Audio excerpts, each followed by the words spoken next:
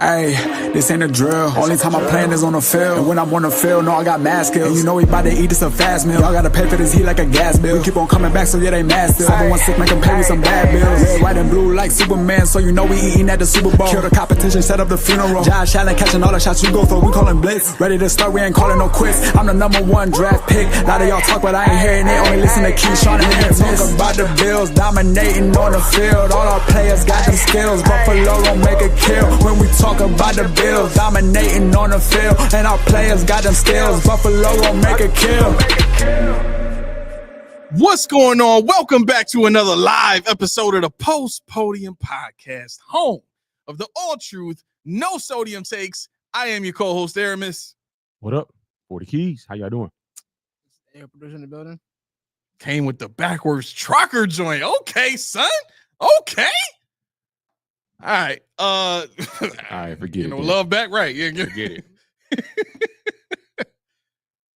Oh, you go. Now we doing it. You feel me? I was waiting for y'all to do it with me. You know what I'm saying? I can't do it straight back like that. I gotta have it. I gotta have it turned to the side. Yeah. That's why I had to get the earring, because I didn't want to have like lopsidedness when I had one earring. He's like, you gotta have the brim gotta be over one ear, but it can't be. Yeah, so that's I did the same exact thing when I got my left ear pierced first, and then I was doing that, and it was cool, but then if I wanted to wear it to the front, it didn't look right, so I had to get both done. Yeah, we went together. Together, got that, Oh, that's right. I got my right ear done with you, didn't I? At the mall? Yes, yeah. Okay. All right. We were together at that. Yes, sir. Man, it is right. I remember going with you, but I just completely forgot. I didn't even gonna do it. You were like, you know what? I said, go ahead with your bad self. Sit on down. Yeah, I already had the one at the time. You know what I'm saying? So I wasn't shook all the way. But I was like, do it. You did warn me though. You was like, the gun gonna hurt, because when I went to Cowpoke to get this one done. Yeah, I was like, the needle. Yeah, needle didn't hurt at all. I didn't even feel it. You must have been drunk or something. I'm not. No, I don't know what it was. Like, she just stuck it through there. The actual piercing didn't hurt. It didn't hurt until like a day later, after I had to move the earring around and stuff. Like that was the only painful part. But other than that, it was straight. My mom was like, that needle hurt like a mug. I was like, I didn't feel it. I got my first when I was 13. I was like, okay, we're good here. The other one, I was like, all right, cool. That was I was a numb one. I got that one. You know how girls cut their hair when they get in a breakup or whatever, and you do something crazy. Yeah. That was my earring. I got the earring. I was like, you know what? End of an era. I'm starting anew. Yeah. Give it to me. Don't get a face tattoo. Nah, I thought about it. Tyson style. A long time ago, I thought about it, but nah, I'm good on face tats. Bones, what's going on? Bill, what's going on? Tommy, what up? Nate, what up? So Bones says this thumbnail is wild. Yeah, you'll see why. You'll see why. There's always a story behind it. Big Papa Bill says Jesus Christ has to forgive Josh Allen, but a monster he's about to become to slay Lamar and Mahomes to get the Bills to the Super Bowl. I like the confidence. I like it. Tommy said, "What a thumbnail." Nate said, "Y'all ain't got nothing better to do than to start early." It's usually 5:30 on Fridays, ain't it? On Friday, it's been 5:30. Yeah. Yeah, it's been like that for. I think we said 6 on Monday. That's what I was saying. Like, I think we said 6, but whatever. We're here. Oh, maybe we did. Yeah, I think we said 6. Maybe we did. Okay. Well, that's all right. That's my bad. The party started. I'm used to the regular schedule. No, I ain't mad at it at all. Yep. All right. What it is. We here. So let's just start. Let's get right into the nitty gritty. Right. We don't have a ton of people in here with us. We weren't able to stream on Twitter today, so hopefully they feel the void and decide to come and catch us on our other platforms. We'll see. We told them. There might be a point where you can't catch us on Twitter, so you gotta be here to get that notification. Yeah. What up, D? Yeah, we told them you gotta be here. I don't know. We kept saying go here. Yep. Here. And they're like, nah, you'll be around. Well, come here. And we're not there. We're here. Right. But you're not. Yeah. Yeah. Sad day. So, all right, we'll explain the thumbnail again if we have to. But what's going on, Laura? Waiting on Miss Dottie. So we actually have one of our members coming on at 5:45. Right. Wait. I actually need to send this invite out. Dorothy. There you go. Oh no. Dorothy is going to be coming onto the show, and we're gonna have us a good old fashioned conversation. Conversation. Invite is sent, Dorothy. Make sure you play that sound too. Will arrive. Oh, he will. Don't ruin the surprise. You What? ruining surprises around this joint. He didn't want you to play the voice. That's what he's talking about. Huh? He didn't want you to play the voice. That's what he's talking about. Yeah. Oh, is that Yes, what it is? yes. No, Oh, okay. no. Stay away from the voice. Yeah. I mean, I'm talking about look, I'm talking about the other thing. I know. No, I know. I'm just saying, like, this is what you was trying to avoid. That's so. what he didn't want, but that's what he got. Yeah, that's what you got now. I mean, I don't know what you I want think me he to just do. fell down. Every time you say it, I'm gonna just hop into this joint. I think he just fell down. Kev was good. Too. Rory coming in with the hard hitting questions. What'd he say? Considering the emphasis on the run game, can you see Josh Allen exceeding 4,000 yards passing, unlike last season? Chad, help me out, please.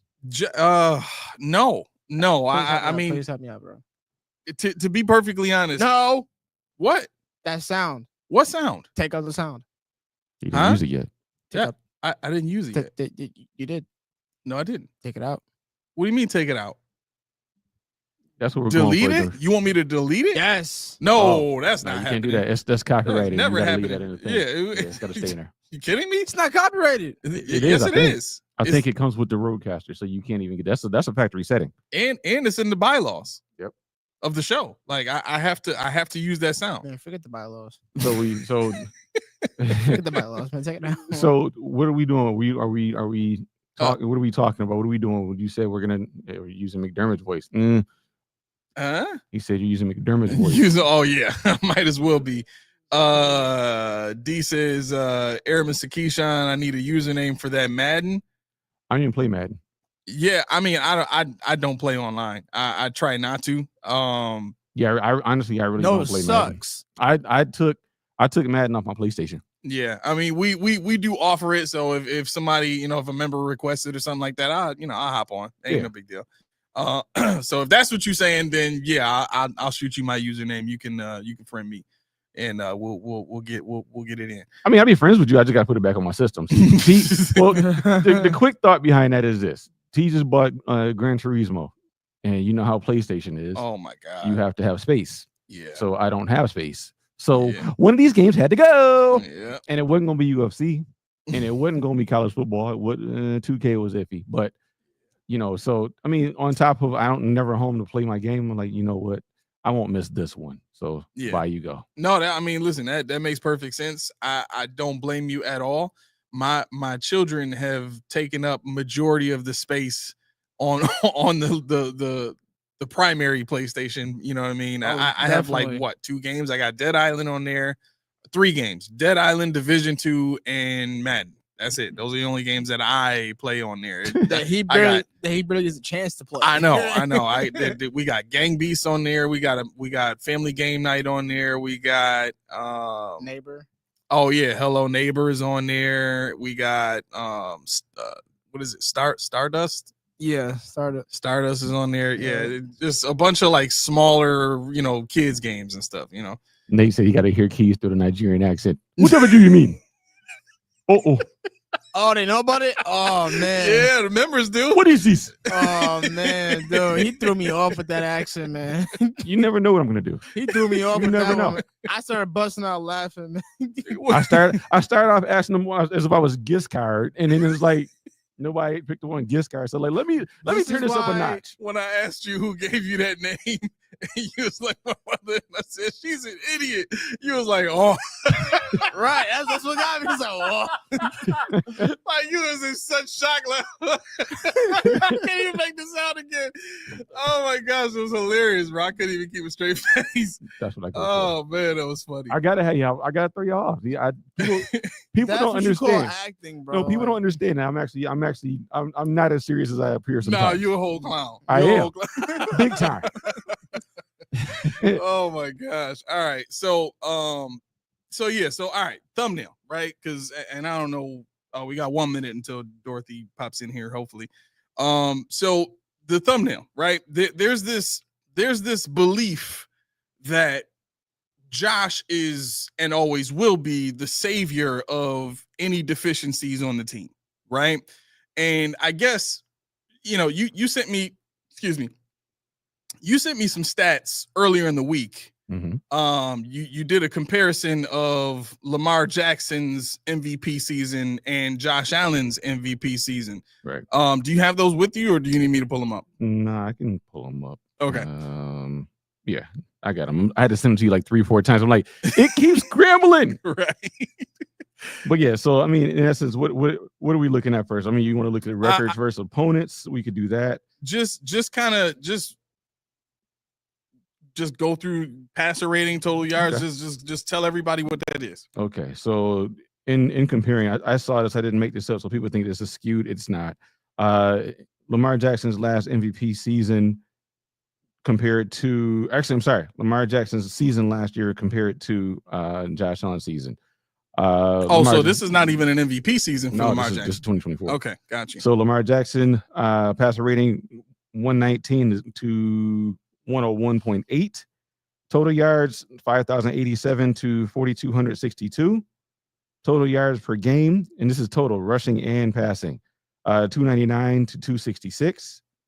Completion percentage 67.9 to Josh's 63.8. Pass touchdowns and interceptions 41 to 4 to Josh's 28 to 6. Passing yardage 4172 to 3731. Rushing yardage 915 to 531. Total touchdowns Lamar Jackson 45, Josh 40. Record versus opponents, all opponents 138 and 134 for Lamar, 130 to 154 for Josh. Let's see. Lamar had 12 games versus teams with winning records to Josh's 6. Lamar finished with a 9-3 record to Josh's 3-3. Record versus playoff teams was 7-3 to Josh's 2-3. Team record was 12-5 to Josh's 13-4. So one of the things that we talked about on Monday was kind of bringing out and making very clear the point that Josh Allen essentially won that MVP almost in the same fashion as Lamar Jackson's first MVP, where everybody was saying, well, look how much he had to carry the team. Look what he had to do just to win games. Look who he won games with, essentially, right? Lamar Jackson's first MVP season, he had a 66.1 completion percentage, 3,127 yards passing, 36 touchdowns, 6 interceptions for a QB rating of 113.3. Can you pull up his rushing yards this year? I think he had over 1,000 that year too. What year is this? 19? 2019. Yep. Okay, give me 1 second. So this was a year where 36-6 was done with who? Like name the receivers he had that he did this with. You know what? I'm gonna pull up the roster just so that we're clear about who he did this with. Okay.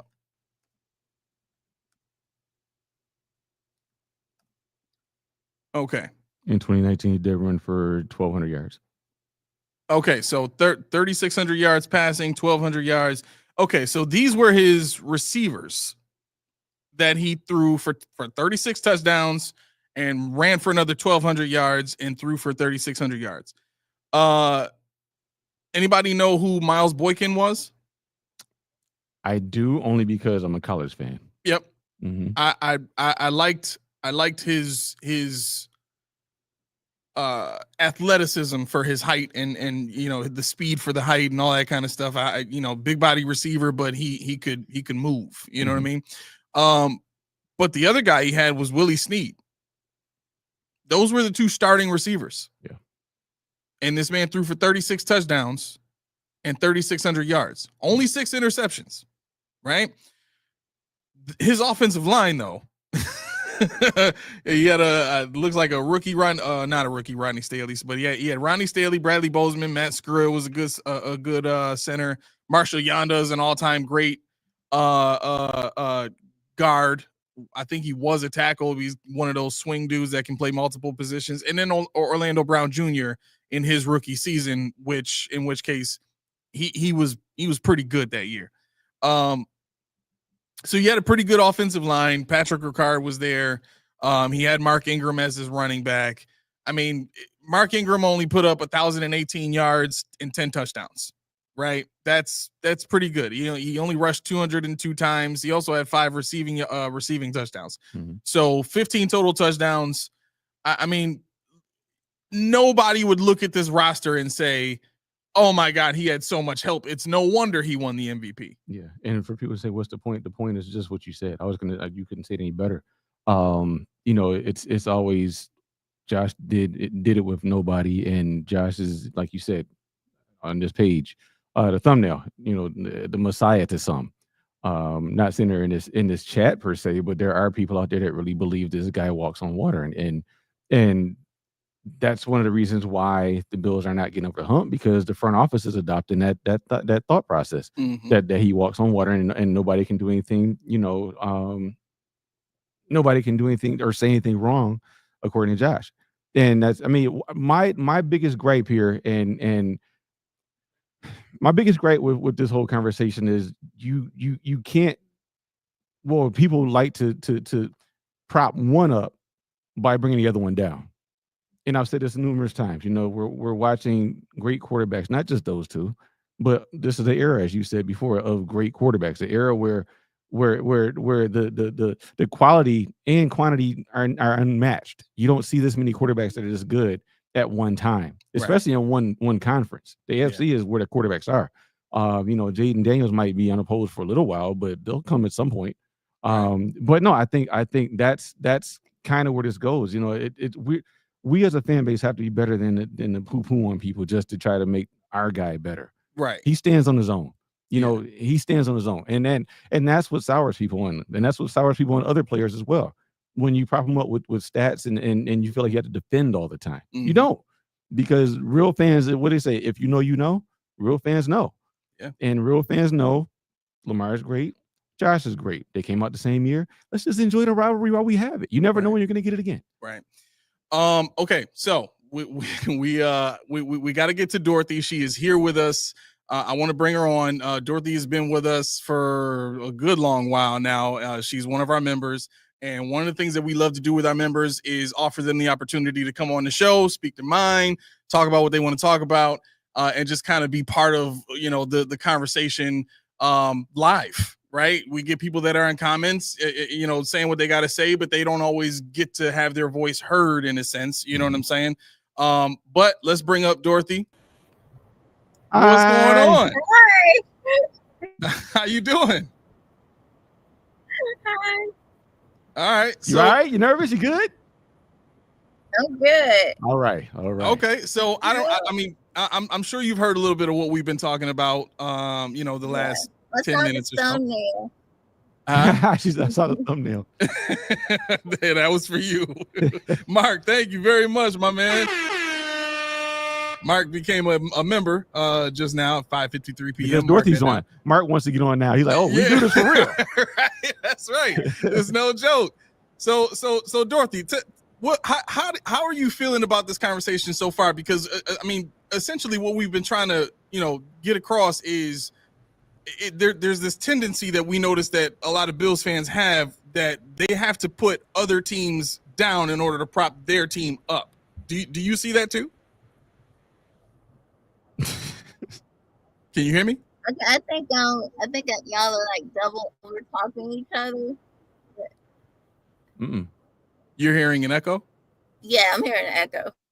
Do you have it on your phone and your car, or? Yeah, I can hear you. Okay, you can hear me. Can you hear? Yeah, I can hear you. Yeah, okay. But you can't hear me. She can't hear you. She can't hear me. I'll translate. You got to talk to her. I'll translate. No, basically, he was asking you. I don't know if you heard what his question was. But he asked you if you heard what we were talking about thus far, in regards to how the fan bases. This is your expertise here. How the fan bases prop up one quarterback by making the other quarterback diminish. In terms of Josh is great because Lamar sucks, or Lamar is great because Josh sucks, or they all suck because Mahomes is in the building. Do you think there's some merit to that, or do you just think that this is a healthy fan base, a healthy rivalry? Now you're echoing. What did you do? I swear I didn't do Did you do anything. anything? Yeah, what did you do? What? What did you do? Are bro? you kidding me? What? Okay, so are we on your car audio? Yeah, you're in my car.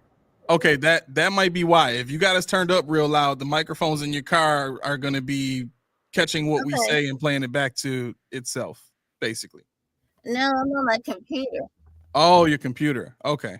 I thought we were on the car audio. I'm really not sure why. Hold on a second. Should we try to speak slower? Let me see. Mic settings. Let's do that. Okay. How about now? Is that better? Yeah, that's better. It is. It's a lot better. Yeah, that's better. Okay. All right. Okay. What was the question? What was the question again? So sorry about that. So the question was we've noticed a lot of Bills fans have this tendency to prop up their team by putting other teams down. You don't really see a lot of Bills fans talking about the team standing on its own greatness, so to speak. You have to talk about how bad other teams are in order to, you know what I mean? Like the Patriots or the Dolphins, they've given the Bills problems in the past, but nobody wants to talk about their development or the threat that they, pose to the Bills or anything like that without putting them down in order to prop the Bills up. Does that make sense? Hello? Did you get it? I No? don't think she can hear us. Can you hear us? Can you hear us okay? Yeah, I can hear. I still have the echo, but I can hear the question. Can you hear me? Mm-hmm. Yes. Yeah, we got you. Okay. Yeah, I can hear y'all. Yeah. Okay. Whenever you're ready. Okay. Well, I think most fans, are gonna back their quarterback. You guys know I'm definitely guilty of that. I think that when you compare them, they're very similar in some ways, and in other ways they're different. So I'm not, for putting down Lamar just to prop up Josh or vice versa. I think that as both fan bases, we should just appreciate both of their talent, respect their game, hope that they can both overcome the obstacles that seem to be standing in their way of leading their teams to championships. Okay. Do you have headphones that you can use?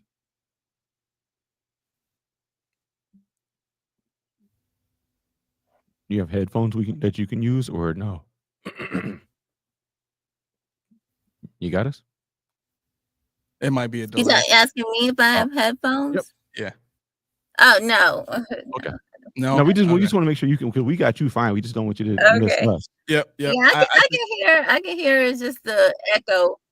Oh, okay. Yeah, I think what might be happening is the speakers are being caught by the microphone on the laptop. That might be the feedback loop. Okay. My voice might be cracking the speaker, I think. Yeah. That Barry White is skipping the echo part. That's why you're coming through better. You got to bring me up. All right. So what the last time we were talking in the Discord, you said you had a few things you wanted to touch on.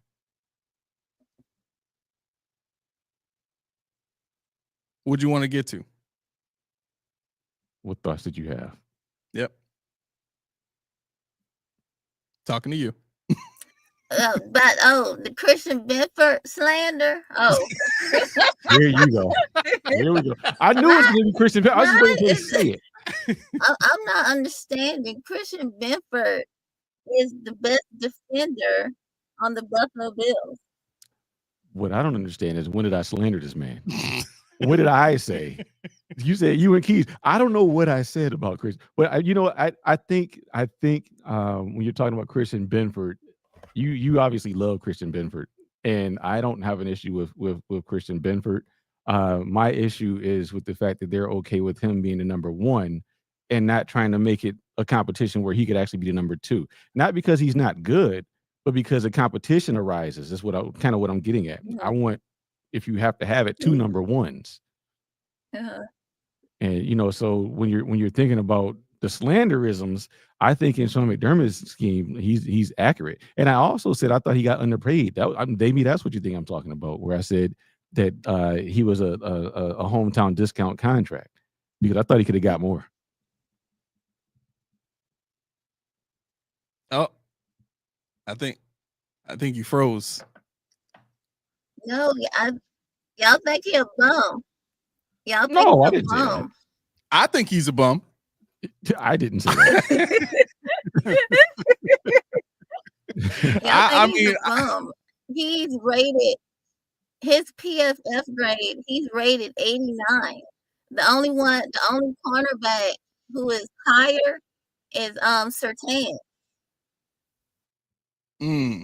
Okay. Well, I mean, look, what gets me is this, and I said this in Discord last night, and chat, y'all let me know what y'all think.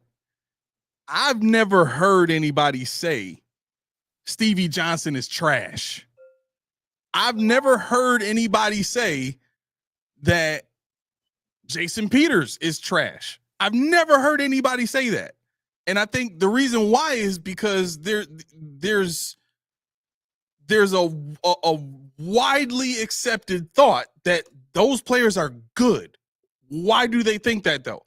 Because we've seen them make plays against elite competition in a dominant way, right? When you saw Stevie Johnson go up against Darrelle Revis, who was the best corner in the league at the time, and absolutely destroy the man. Like, we had the one receiver in the league that Darrelle Revis could not cover. That was a point of pride for me. You know what I mean? And to have Jason Peters on the squad and have the rest of the league talk about how great of a left tackle he is and how great he's going to be, I just don't hear these things being said about Benford. Mm-hmm. I think that's my argument. I mean, I don't know. Like, she's not happy at all. She gonna get you. Right. But Tommy said I never heard anybody say JP Losman is trash either. Oh my God, Tommy, you're not helping, man. You're not helping. But yeah, no, I think I get. I think I get where Dorothy, because I don't think he's trash. I just think he's nondescript. Well, it looked like she was about to say something. Go ahead. Okay, I'm sorry. Go ahead. What's on your mind? Oh, well, I was gonna say about Benford. You do know his numbers have improved from 2023 to 2024 with his combined tackles. His combined solo tackles went from 54 in 2023 to 64. But don't those sound like really, really good safety numbers?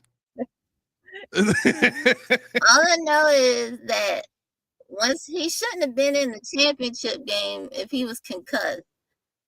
I agree. But after he got out the game, it seemed like the defense didn't know what was going on. They didn't know what to do. They forgot how to tackle. It was just. Yeah. No, I get it. Okay, so let me ask you. Shut up, Tommy. Shut up. What'd he say? He said, Dorothy, the only player Keys loves is Cook. Everyone else can kick rocks. I didn't say nothing about. So Dorothy, what do you on the schedule, right? Because we know you're not scared of the Ravens. We know that. Oh no, absolutely. That's right. So which team on the schedule do you see that you're like, we might have a problem?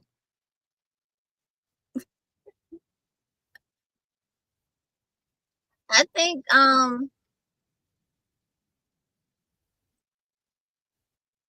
you want me to I think in some years, but we gotta break the cycle. After we have a 13-win season, we seem to the following season play down to competition, lose games that we shouldn't have lost. Like in 2023, I think we should have been 15-2. We had a fairly, I wouldn't say easy, but it was a manageable schedule, and we lost to teams like the Broncos. And realistically, when I look back at that season, I felt that the only team that we should have lost to was the Bengals, because we can't seem to kind of get right when it comes to the Bengals. So I hope we break that cycle this season. But I tend to think maybe the Patriots, because taking them lightly when obviously they've improved a lot, and of course the Diggs factor. Yeah, he could be a big problem. He definitely could be a big problem. We see them in week 6. Well, they got him, and they have Stonehands. And Stonehands Jr. right now. Stonehands Jr. Yeah, Polk and Baker. Oh, really? They're not doing so well right now. It's to the point where they're saying that one of the two probably won't even make the team. Are you just trying to prop this up in hopes that the Bills pick one of them up? No, I put that on Twitter, but no, this is coming out of New England's camp that both of those guys they're like the bottom of the roster. They got Keyshawn Boot, they got Diggs, they got who else? Mike Hollins, they have somebody else too. It was like a rookie or something like that, 2 rookies that they think might usurp him. So yeah, and I mean I would love to see one of them released and picked up by the Bills practice squad to see what they have. Not on the not on the regular roster, but I want young talent. I want to bring them in. Dorothy knows that. Everybody in the Discord knows that. Tommy don't know what he's talking about, so we'll just ignore him. All right, Dorothy. So we've touched on the Benford slander. What else did you have for us today? I want to talk about the Ravens for just a minute. Sure. What's on your mind? I'm talking about the Ravens. I don't know why do we have to fear this team so much? What's different from 2 days ago, as opposed to they got one impact player, and now we're like, oh my God, we gotta run, we ain't gonna make it. DeMar Hamlin, oh no, that's all we got. Do you remember how hard it was for Josh Allen and this Bills team to move the ball against the Jets? What was that, 3 years ago? 3 years ago when they still had Yep. It was Robert Saleh's first year. Mm-hmm. And they had Sauce Gardner, DJ Reed, and I forget the nickel corner's name.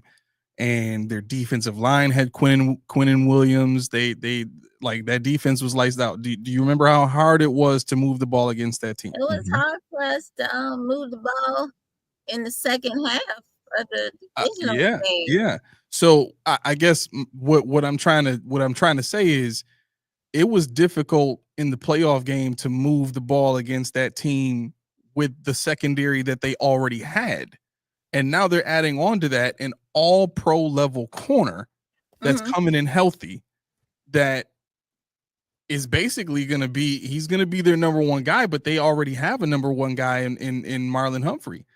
So now they have 2 number one corners, and they have an all-pro safety. I'm thinking about they had a top 10 defense last season, and I think they were second in fewest rush attempts, and we ran all over them in the first half of the divisional round. Of course, we kind of almost dropped the ball in the second half, but we were able to, during that first half, run the ball effectively against them.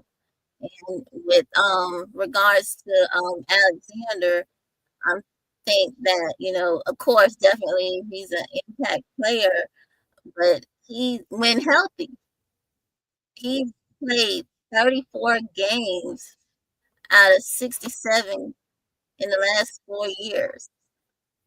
The last 2 years, I don't think he's played like 50% of his games.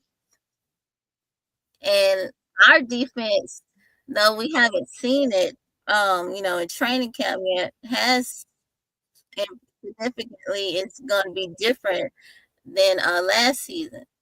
So I'm focused on building off of that instead of worrying about, what the Ravens are going to do, because, they're in some ways, they're just like us. they can't get over the hump, even though they Mhm. have won championships.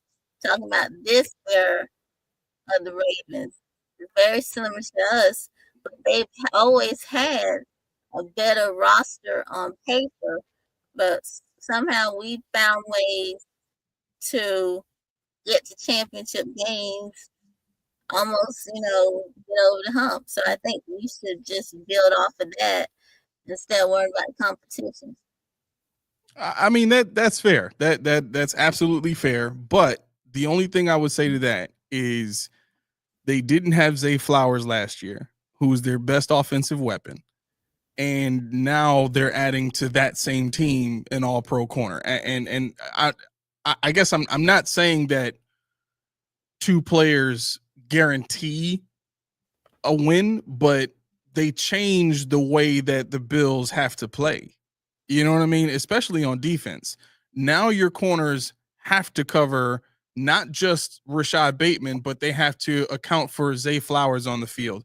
That's going to open up things for the tight end. When you have a wide receiver that's as fast as Zay Flowers and can get as much separation, you have to keep your safeties back now because you can't risk Zay Flowers getting off on one of your corners. That's going to open up things for Derrick Henry. So I'm thinking about like the X's and O's and what that's going to force the Bills to have to do on the field. Now, when you're just looking at the teams on paper, yeah, it's easy to look at Josh Allen and the guys we have and say, man, they're good. This Ravens team is not, they don't have this dominant stance over the Bills. I get it. But then you look at the defensive side of the Ravens and you look at what we're going to be forced to do now against an improved secondary. Both of the corners on the Ravens are really, really, really good man cover corners, like mirror man corners. They have that type of athleticism and stuff like that, right? So what that means is the two guys that you signed this year, Elijah Moore and Josh Palmer, they basically get negated in a sense. There is no more advantage of Elijah Moore and Josh Palmer outside being able to open up things in the middle, right? Because they're kind of canceled out by the greatness of the corners that they're going against on the outside. So you have to now focus on, okay, now I need Shakir to win. Now I need Dawson Knox to win. Now I need who else is going to be on the inside? Curtis Samuel is going to be on the inside. I need my running backs to win. You know what I'm saying? It's like everything has to now be focused because defensively, your wide receivers are not good enough to beat those guys one-on-one. They're going to need help, right? So from that standpoint, I guess it makes it harder, I guess is what I'm trying to say, than what it would have been last year. And last year was hard, but now it gets harder because that team has gotten better. Does that make sense? Yeah, that makes sense. So, okay, let's do this. Do you have another team on the schedule that you're looking at that kind of makes you nervous this season? Do you want me to read the schedule off to you real quick? The Miami Dolphins. I'll tell you right now, the teams for me, Ravens. You said Bengals. I totally agree with that. Texans. I would say probably the Texans. The Texans. What about the Bucks? We played them a couple years ago. The Buccaneers. How about the Buccaneers? So Kev said Cincy, Ravens, and Chiefs. Cincy, Ravens, and Chiefs. Yeah. What do you think, Dorothy? The Texans for me because of their defense. Yeah, that's a great point. They got a really good pass rush and they got a great secondary. Yeah, it's they only sell to the Ravens. Yeah, that's true. I'm just looking at the roster here. Yeah, I mean, this is. I think the Bills have the 23rd easiest schedule this year. So, picking a game on this schedule is tough to say I'm afraid of anybody. 20. They have the 6th easiest. Yeah. Or I'm sorry, the 6th. 6. Yeah, 6th easiest. Well, So the it would be 23rd hardest. Yeah. But I'm trying to make the math work because it's 30. It's where one of the teams are relevant. 31. Oh, because you're not playing yourself. Right. So yeah, I guess they 31 take minus that team out. 6, So 25th hardest schedule. That would be there the you right go. math. Yeah. Okay.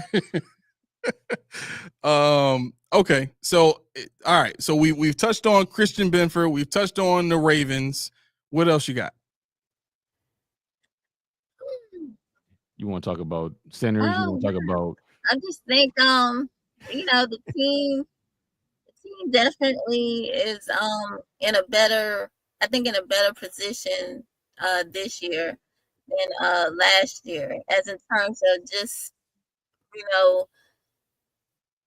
maybe being more aware that we're not going to be sneaking up on anybody this year.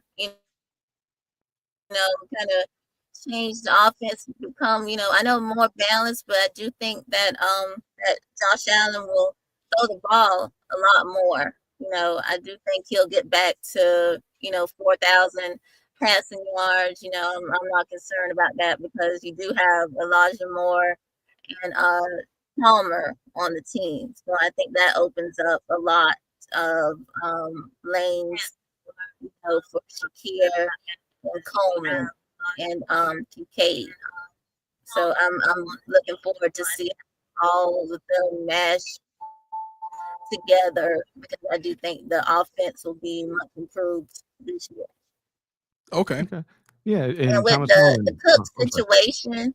Okay, there we go. I do think that I think he'll get paid. I don't know the amount, but I do think he deserves to have security, and I think that's what the thing he's asking for. That's the main thing that he's wants. He's a homegrown talent.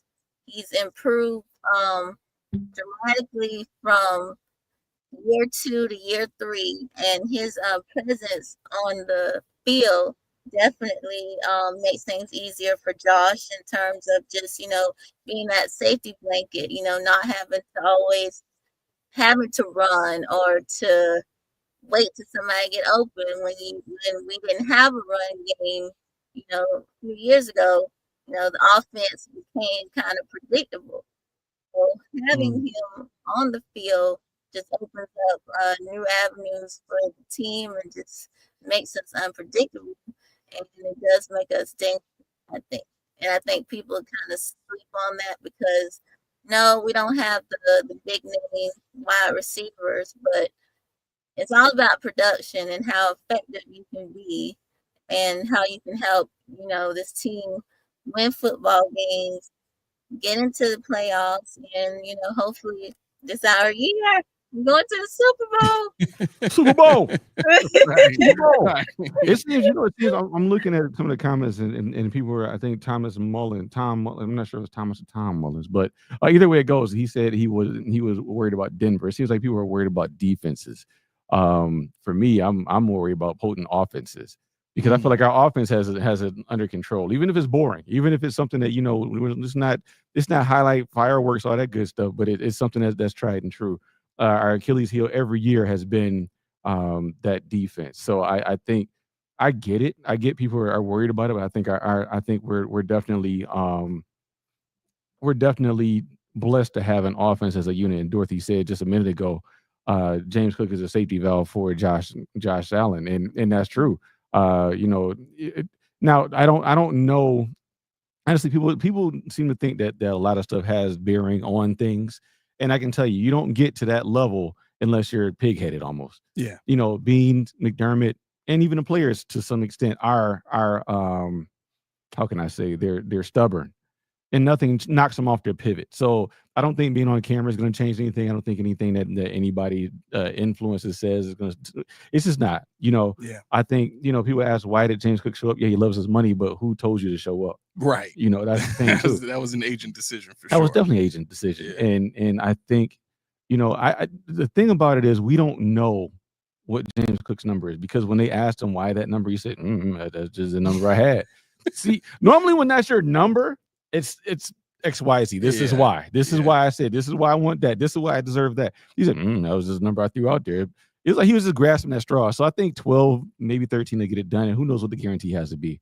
But yeah, I think I agree with Dorsey in regards to Cook. They got to get something done, either with Cook, or they got to jump off their stance of drafting running backs early. They won't do it. So I think that's the caveat. If you can get a better one and sacrifice your first round draft pick next year, you may have to do that.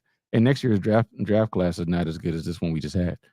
My last question for you, Dorothy. Do you usually watch Hard Knocks outside of the Buffalo Bills this year, or? I've in the past, a long time ago, I think when the Jets, that was like back in 2010, something like that. I think when Rex Ryan was the coach, but no, I didn't watch it last season with the Bears. I don't think that was interesting. Yeah, I think we'll be interesting though. I'm just like, I think we'll be very interesting, but I hope people don't get their hopes up thinking, that Josh Allen let them come film in his house and stuff like that. I don't see that happening. I see that a lot on Twitter and stuff. I think maybe like focus on, people that we don't normally, see, or, like the rookies, or,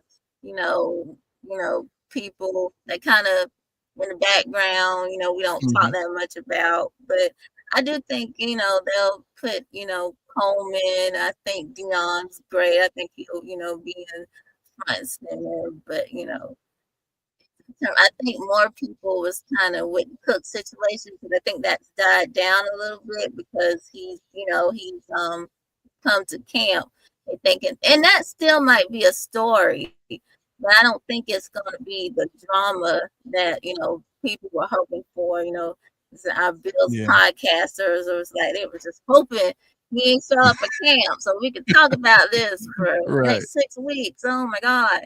What is Cook doing? Does he not realize? Yeah. He's on a contending team. He got to get with the program. Right. Yeah. I mean, that's the thing. People don't understand that they work out on their own. They don't, unlike most of us who, if we're not going to the gym or something like that, we're not going to work out. These guys, some of them, they work out harder at home in their own facilities or their own environments with their own coaches. See, that's me. That is me all the way.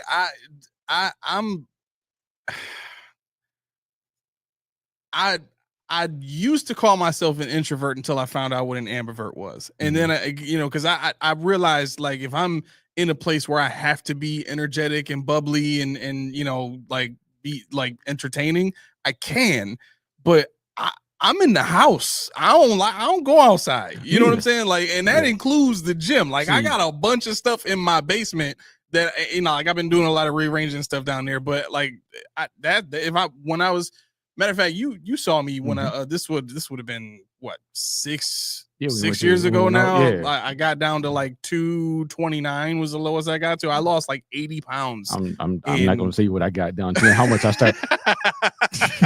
Yeah, I was right around this same weight. I was like 283 or something like that, and I got down to like 229, right? And then the transition though was like fast, because every morning I would wake up, go downstairs, work out, then go to work, and I had the system. You know what I'm saying? And now with everything that I got going on, the schedule is so crazy. I won't dare step into a gym. I tried that before. The only way I was comfortable was going at like 4 a.m. when nobody was there. Well, I can sympathize, because I used to like going late at night. Dorothy, when do you work out? How do you do it? You work out at home? You work out at at the gym, or you just like, F it, I'm not doing it? I'm sorry, what was that? How do you work out? Do you work out at home? Do you go to a gym? Do you just say, F it, I'm not doing it, I'm good? I work out at work. Okay. True. I'm up all night. That's a workout in itself. There you go. Yeah, like, what's that? Then like arguing back and forth we be doing about the Ravens. That's a workout. Okay. All right. We're gonna What's let up, you, we're gonna let you get back to it. Thank you so much for coming on. This was fun. We can do this again another time. We'll be talking to you later, I'm sure. Yep, for sure. Thank you, Dorothy. All Have a Thank good you, one. guys. right, have a good night. Yeah, no, I was gonna say when working out, no, I tried doing it at home during COVID. It tore me in half. It tore me in half because Man, you know you get your. I mean, for one, I don't have the weights that I need. Could I ran to the store? I said, oh, how much do these dumbbells cost? Oh no, I ain't paying that much for those.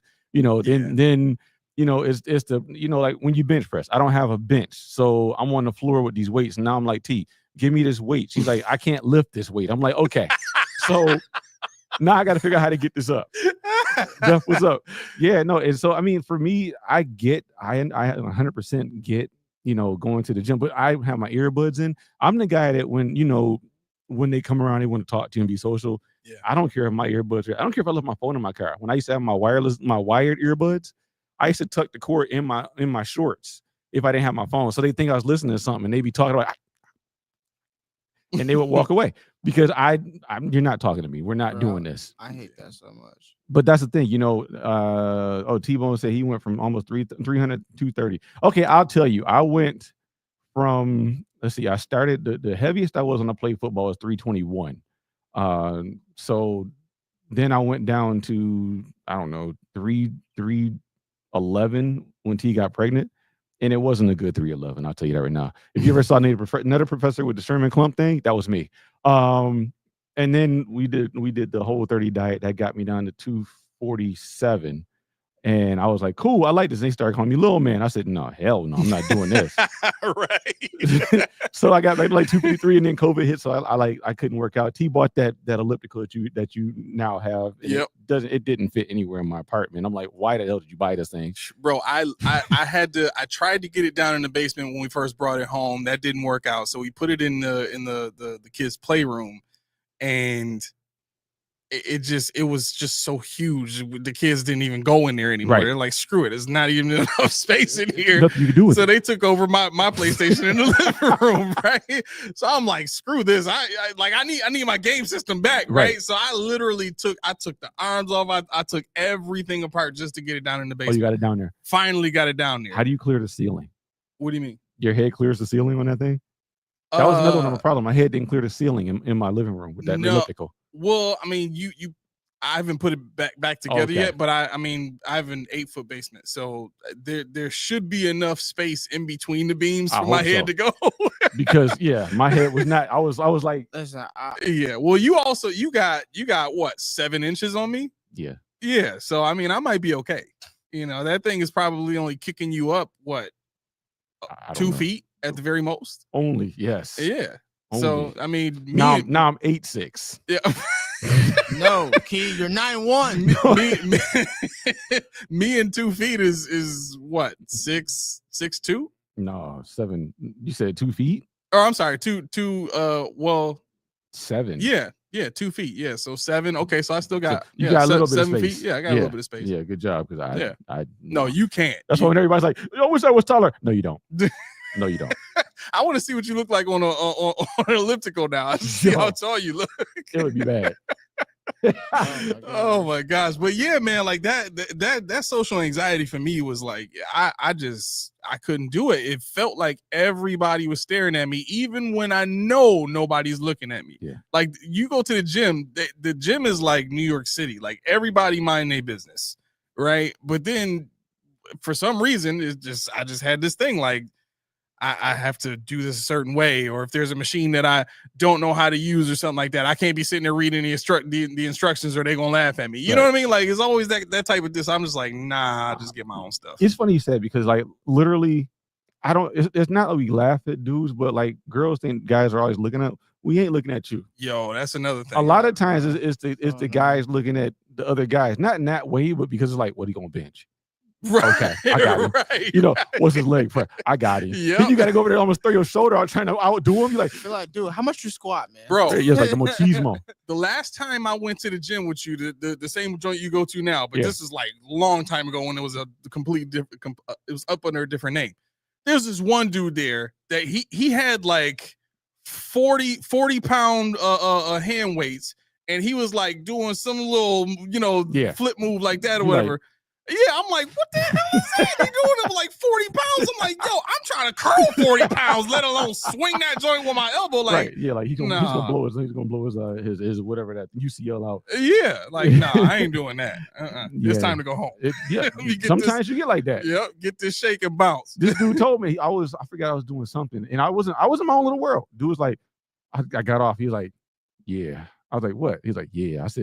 He said, I thought you was gonna roll that, but you already yelled that sucker. I was like, what? He's like, yo, you did it for reps with ease. I'm like, why were you looking? Right. But I'm like, right, bro. I'm like, you got to give him to Josh Allen. Do good. Be good. That's why I can't do it, man. That's why I can't do it. but no, it I don't know. I just like the fact that it has all the stuff I need. Oh yeah. I have 50-pound dumbbells at home, and you need the space too. You know what I mean? Like, I'm not as big as you. I'm nowhere near.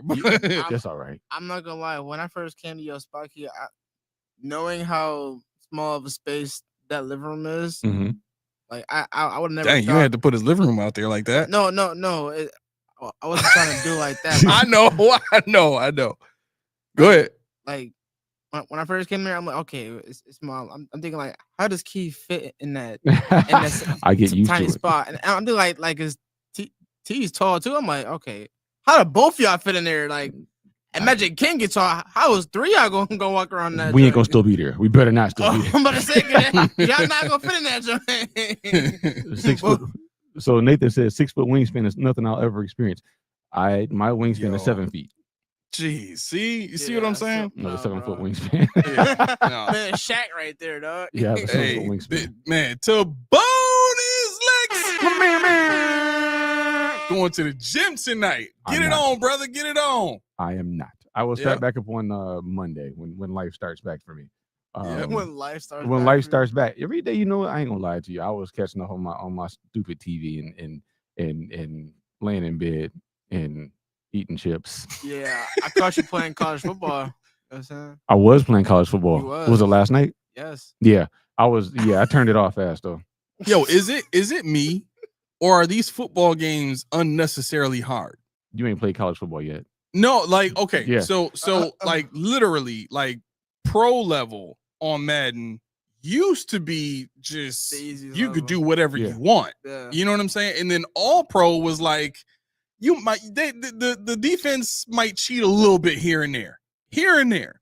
Now with this Madden 25, like plays that defensive players aren't supposed to be able to make, they make. Okay. Reads that they make that they're not even in position to make. They just somehow know the ball is coming. There was a play. Junie, remember the play I showed you? I had a safety dropping, right? Their wide receiver was running a go from the slot.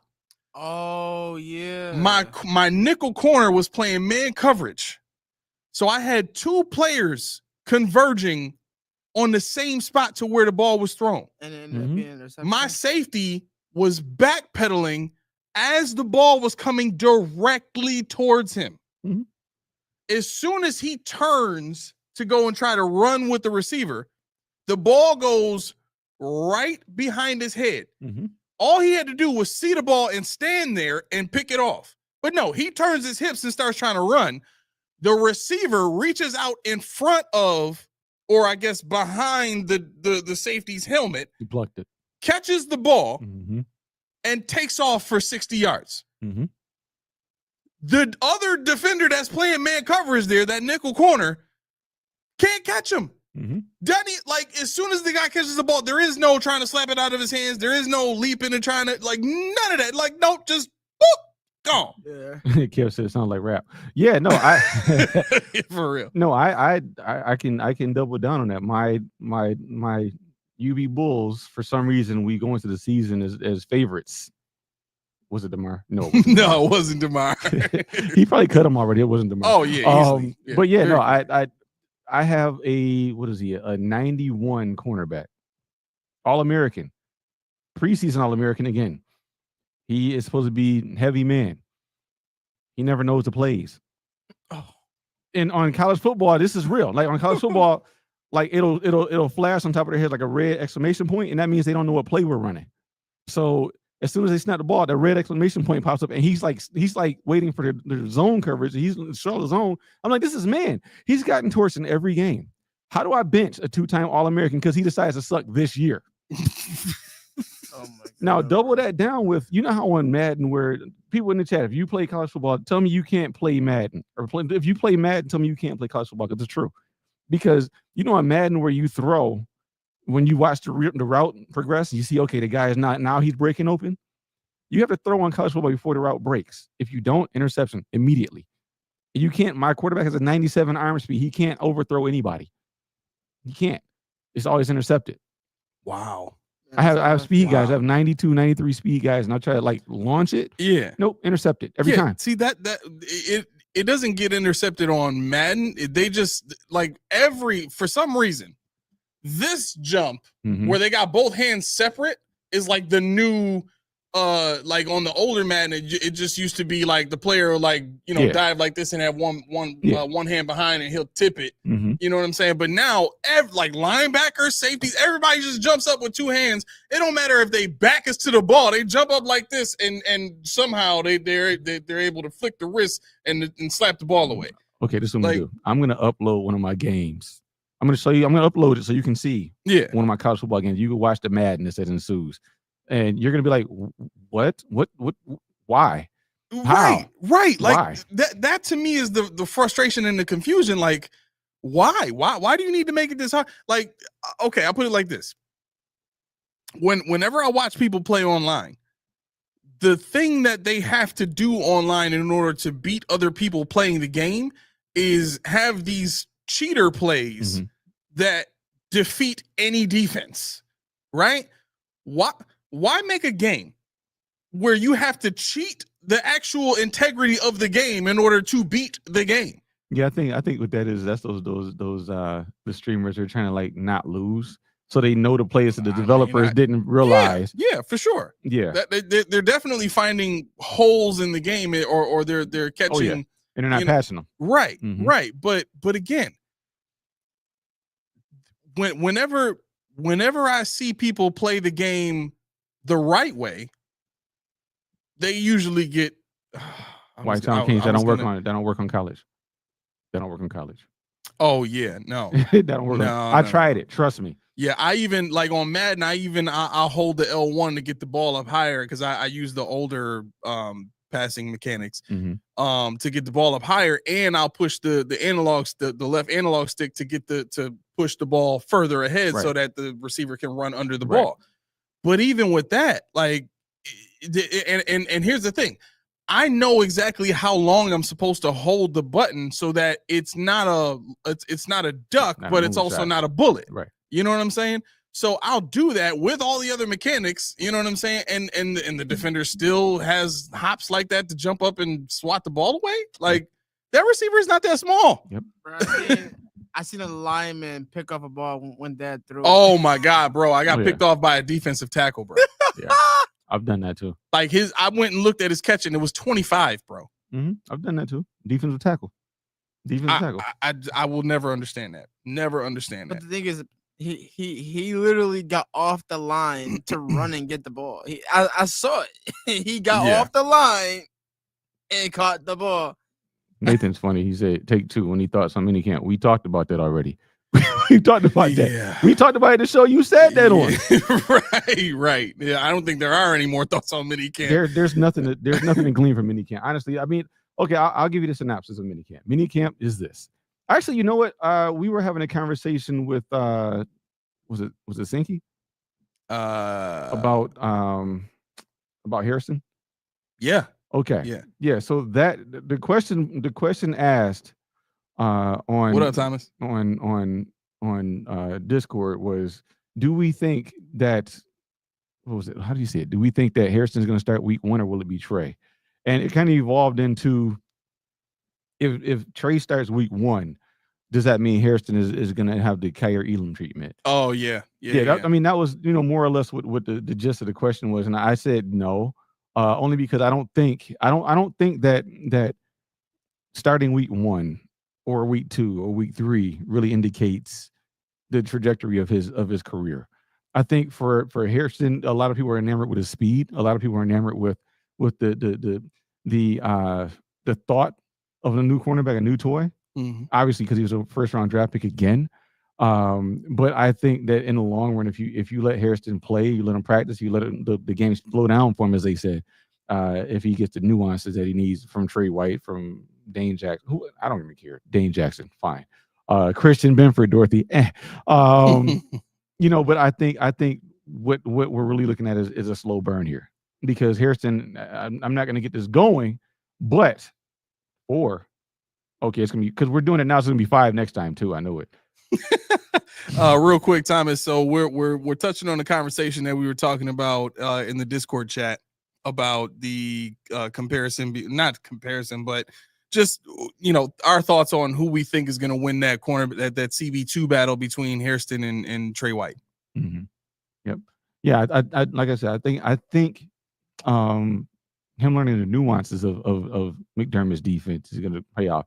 If he can get in a room with Christian Benford, and I know Christian Benford is a quiet guy, but I'm sure he'll tell him what he knows. Mm-hmm. Because one, he just got paid. He knows he's going to be playing. He just got the contract. He's got no competition unless he falls on his own face. Right. So he has there's nothing.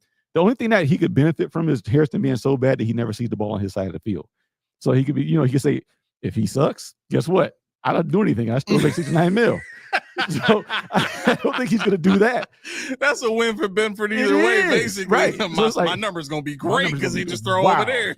I ain't going to have one target. This dude's going to get targeted. Right. But yeah, I think if you shine, somebody else gets to shine, and I think that's kind of where they're going with it. And I think Trey White was brought in with that exact message. We need you to help him. You're 31, whatever he is, 32, and you know where you stand in your career. You're here. You like Buffalo, but we need him to come up to speed. Right. I mean, look, the mindset of Sean McDermott is, how do I not get my defense beat? And I think that's always been the motivation behind a lot of the moves that, a lot of the guys that he's brought in, and the mentality of, I don't want to put rookies out there. Mm-hmm. Right. I think in Sean's mind, his defensive scheme is so good that the only thing that can beat it is user error. Yeah.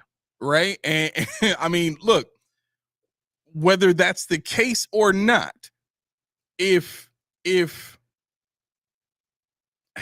how can I say this? If your scheme has to be operated with no human error, I don't know if you can say that the scheme is dominant. I don't know if you can consider what you do elite. You know what I'm saying? And I guess realistically, this is bringing everything back to the conversation about players and coordinators. You know what I'm saying? Because we've never seen an offensive coordinator have nobodies at every position. Well, and actually we have. We've seen Brian Daboll get to a playoff game and win one with nobodies. We've seen him do that. Mm-hmm. I don't think I've ever seen another offensive. Well, Andy Reid would probably be the only guy that I've ever seen have nobodies at multiple positions and still put up numbers, right? So let's just say that that's a rare trait for a coordinator to have. Typically, for a defensive coordinator, the focus is one position group specifically that makes the defense go, right?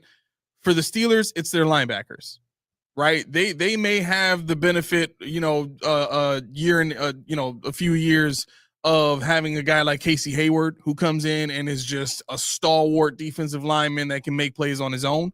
But it's always been Joey Porter, Alex Highsmith, James Harrison, TJ Watt, a bunch of these, guys that come in and are just elite, elite playmakers at the linebacking position, mm-hmm. right? You look at the who's another good team? Oh, the Packers. Mm-hmm.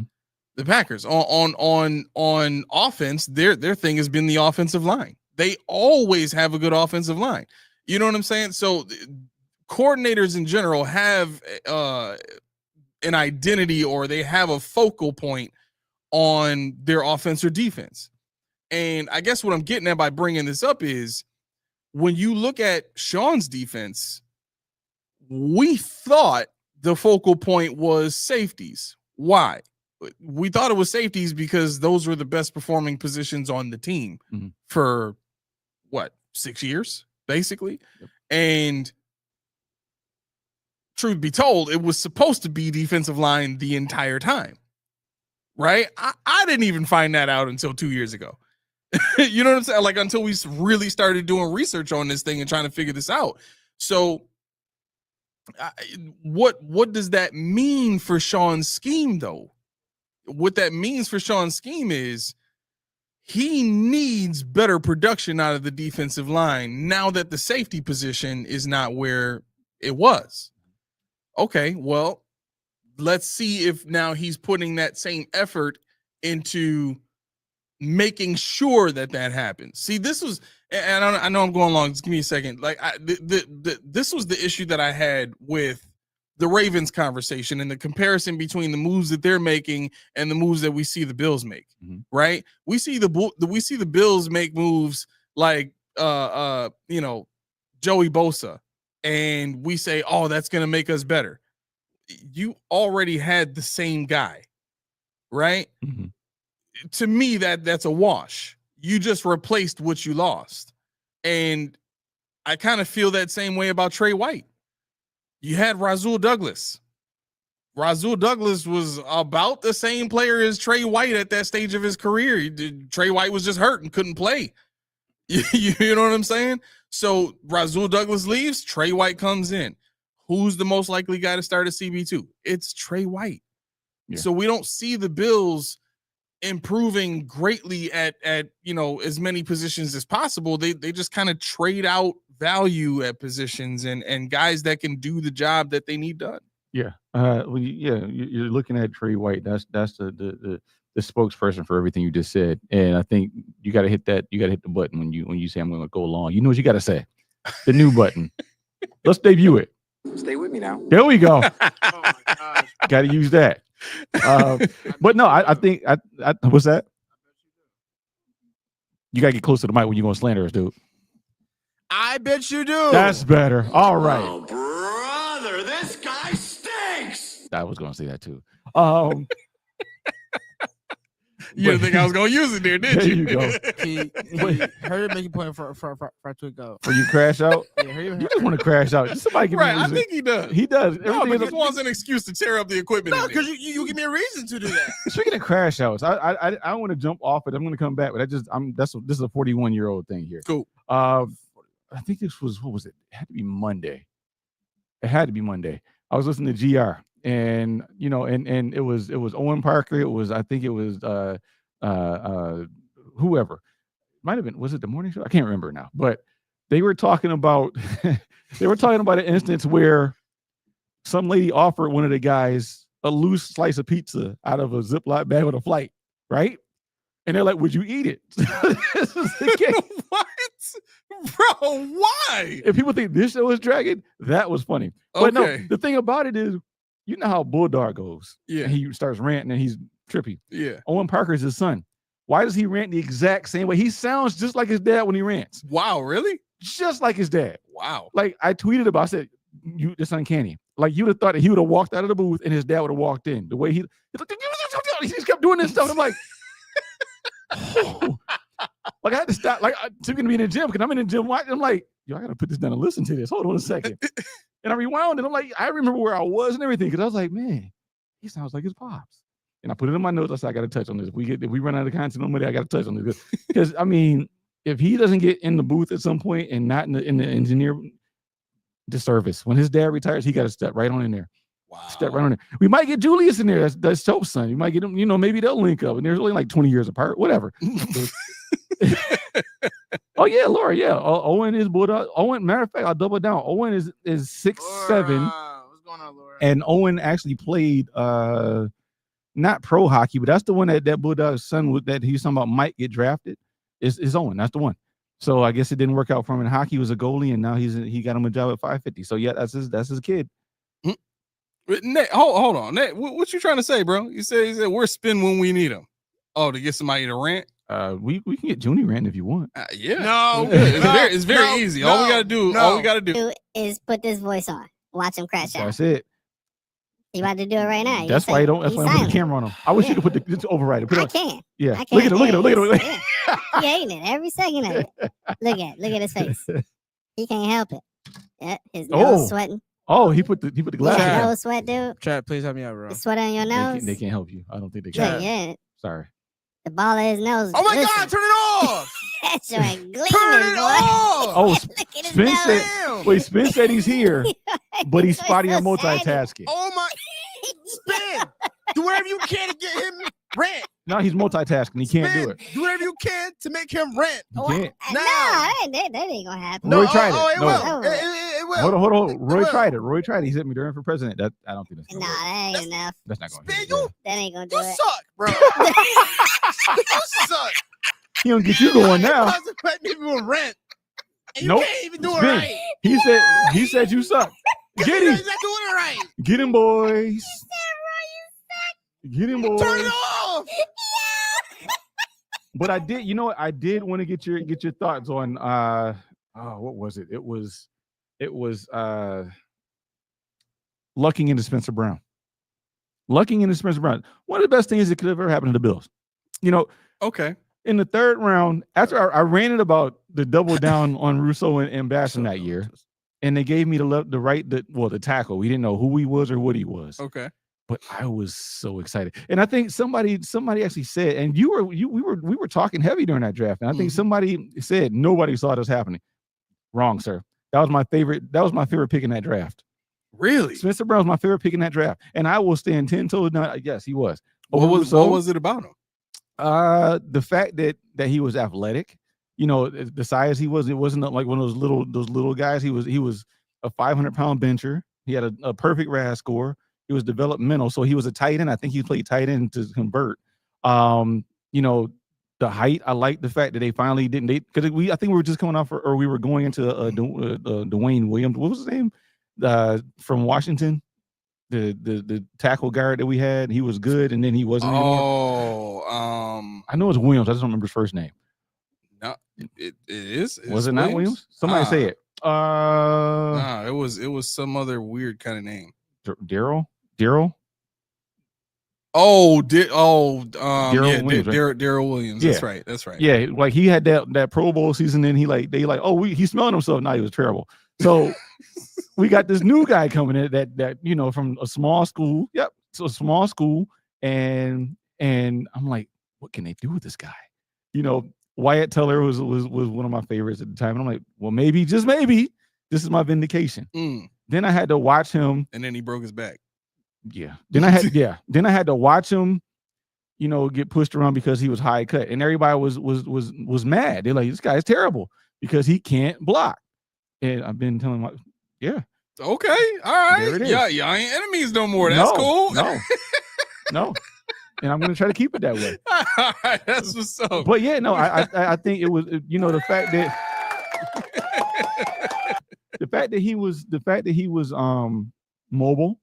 The fact that I thought, he could work with Josh because Josh was running all over the place. And we finally had somebody I think could match him in speed, and it was just an exciting turn of events where we didn't have these old turnovers with Vlad Dukas and whoever else we had, Handgarden, all these names and people we've been shoved down our throats. And I'm like, what? Finally got this guy. What? Yes. Pause. Anyway. Right, just let it go. So I think for me, when it came to Spencer Brown, the fact that he was just a breath of fresh air from what we had in previous years, it was enough for me. And I didn't like the Rousseau pick because they were high on Rousseau because he had 15 sacks. You watch his highlight film, you ain't got to watch no more. Watch his highlight film. Yeah. How many of those sacks did he create? Not many. In a highlight film. A lot of people say don't watch that, but when you watch a highlight film, but his pressures are valuable. I don't even think yeah. His pressures are valuable. See, Rousseau was cover sack mania. at Miami. And I thought that Jalen Phillips in Miami now was actually the better 15 at Miami. So I didn't care about that one. Basham, I'm like, we just got Epinesa. What do I need him for? Mm-hmm. You know, Tommy Doyle, maybe we'll see what he can do, but I just got this guy right here. Tell me more about a 6'9" slender right tackle. Let me get it. And you know, and he had his struggles. He had his struggles, but we re-signed him. I think also when he took the beer from the fan and just chugged it for no reason after the touchdown. Remember that was the healing balm. I was like, oh, that was the fan that moment. Can't happen. You're not allowed to do that. But it was like you're getting drug tested after this show. Not after the show, after this game, but you know, it was cool. Mafia, why? Come on through. Yeah, you know, watch. Just okay. Here Wait, you what go. happened? Mafia said, "Yeah, just watch your motor Singletary slander will be cool." I ain't got no more for him. You watch your Cook slander. He said, "Don't make me show up to the studio." I don't come on your show slandering Singletary. Why you come on mine slandering Cook? Truce. Hey, there you go. There you go. Kev said, "Bash him." I was like, "Why?" Like, bro. Yeah, I said the same thing. Yeah, I said the same thing. Aramis finally told me that Singletary was a very good running back, and he was wrong. What? What? I knew you were going to see that, so I'm like, yeah. Wait, when did this happen? I don't remember this at all. Was I hypnotized? Was my eyes crossed when I was saying it? It might have been AI, bro. You got to check that. Yeah, it might have been Chat GPT. FH says, Curtis is a nice surprise for me. I was hoping he would develop, and it seems he improves every year. Curtis. Samuel? I guess. I'm thinking. Curtis. What other Curtis? Khalil, maybe? I don't know. FH. Yeah. If it's Khalil, yeah, sure. Khalil, that was another guy. That's another guy that I was very excited about when we got him Spencer Brown middle name. Wow, check that out. Check that That's out. what we're doing. Curtis somebody does call him Curtis, though. Somebody does call him Curtis. With a K, though? Yeah, with a K. Oh, okay. I might have to become a fan. I'm gonna start calling him Kurt. It's Kurt with a K, though. Kurt? It's Kurt with a K. I think that's how you spell it. OKUURRRT or something like. Let's ask Cardi. Matter of fact, anybody got Stephon Diggs' phone number? I gotta ask him how. Never mind. Too soon. I was gonna do it. You on the Tussie, bro? No. Are you sure? Because you was like all over the place just now. No, I wasn't. OKURRR. No, you definitely was, bro. Junie, how you spell it? So what? Kurt. What? No. Look at Nate. Look at There you go. Right.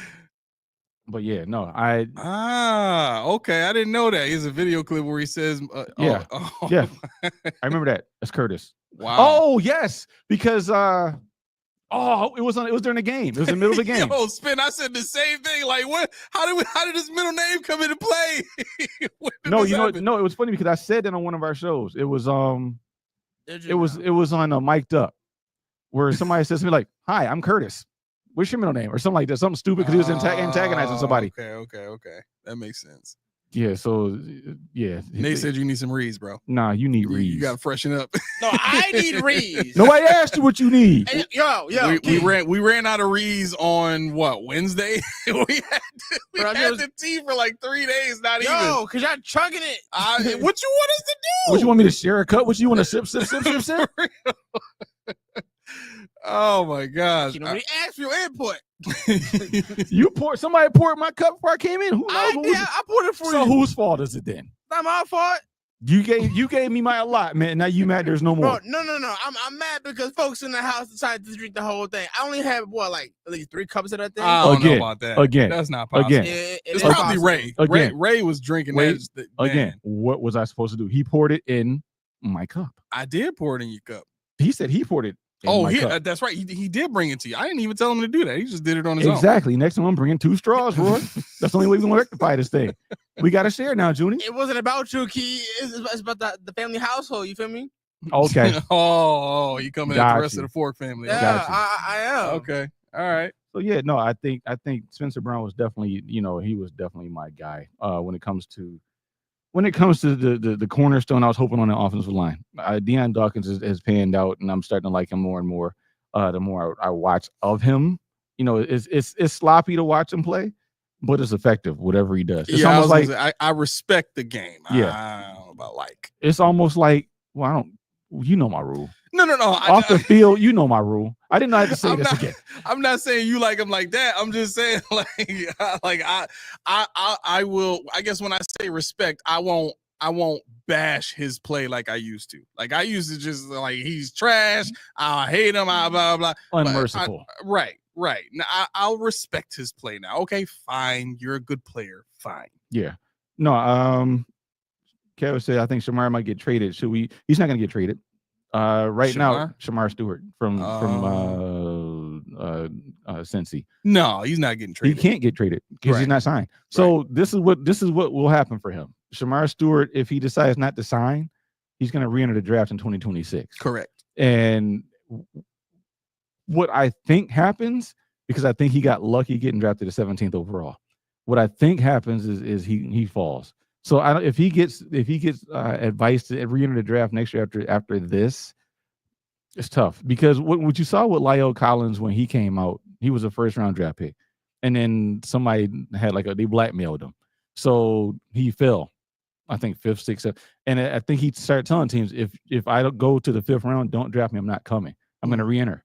And so he ended up signing he signed and they gave him boku bucks as an undrafted free agent. That's how he ended up staying in the league and not redrafting.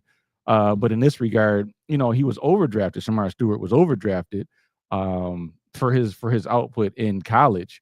And I think that coupled with what's playing out now in Cincinnati is not a good look for him. And I don't think teams now are looking at him as a viable option as a face of their team. I think that you'll see him fall where he's supposed to go in the 2nd, 3rd round, which loses him a guaranteed contract, which loses him millions upon millions, especially if he doesn't perform.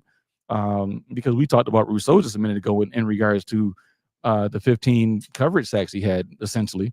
Of course, they're not all, so don't come at me with screenshots because I know he had some where he forced a sack, but for the most part, it came from good coverage. But no, Shamar Stewart, he had 4.5 sacks in his college career, 1.5 his senior year or last year at Texas A&M. So he's got a lot of proving to do. He doesn't have a highlight reel tape, and he also has proof of being a miscreant. Yes, I used that word in 2025. On the field, with the Galata blow to the Tennessee offensive lineman, John, and other people trying to fight it. Teams don't really respect that. And the teams that do respect that, they know they can wait because it's almost like, what do they call that? The not compensatory draft, the draft that they have, not the one where you can say I'm going to tender this 2nd pick for this guy, whatever. I forget what expansion or not expansion. You know what I mean? So I think he'd be really doing himself a disservice by entering the 2026 draft without even knowing what's coming out. So I guess I'm just trying to think this through because Kev is saying they can trade him if he refuses to sign, and this thought came to my mind. Don't they own his rights right now because they drafted him? Like he may not be under contract. They can't force him to come to camp or they can't fine him or anything like that. But if they wanted to trade his rights to another team and let another team negotiate with him, they could negotiate with him. But at this point in time, he doesn't want to negotiate. He just wants to go back to the draft. He said it himself. If they don't sign him, he's going back to the draft. Okay. So yeah, they're not trading him. They can try. Yeah, contract language. He wants. They have a clause. Wants more guarantees. No. It was fully guaranteed anyway. They have a clause in there. Basically, was his conduct. So if he forfeits guaranteed money if his conduct is bad. Oh, he wants that taken out. He wants that taken out. So he planning on cutting up. Yeah. Hey, I'm gonna be me, dog. Don't be putting no. Right. Take this nonsense out. Don't be putting no blinders on me. Yeah, I mean they can trade his rights, but nobody. He's not going. That's the thing. Wow. He's not going. So. Who's going to pick that up? Yeah. Nobody. Yeah. Yeah, I know, Bully. I know. I don't get it. It's. I mean, we got 29 folk watching right now. Yeah. That's no zeros. Right. I mean, we can't force people's hands. It is what it is. We can force the thumbs. What? Where? Be careful on a like button. I say, be careful how you say that. Right. Where else would you put thumbs? Be careful how you say it. I don't know. Where else would you put thumbs? I have no idea. I have no idea. I was just asking a question. Yeah, you might because I was getting ready to say something, man.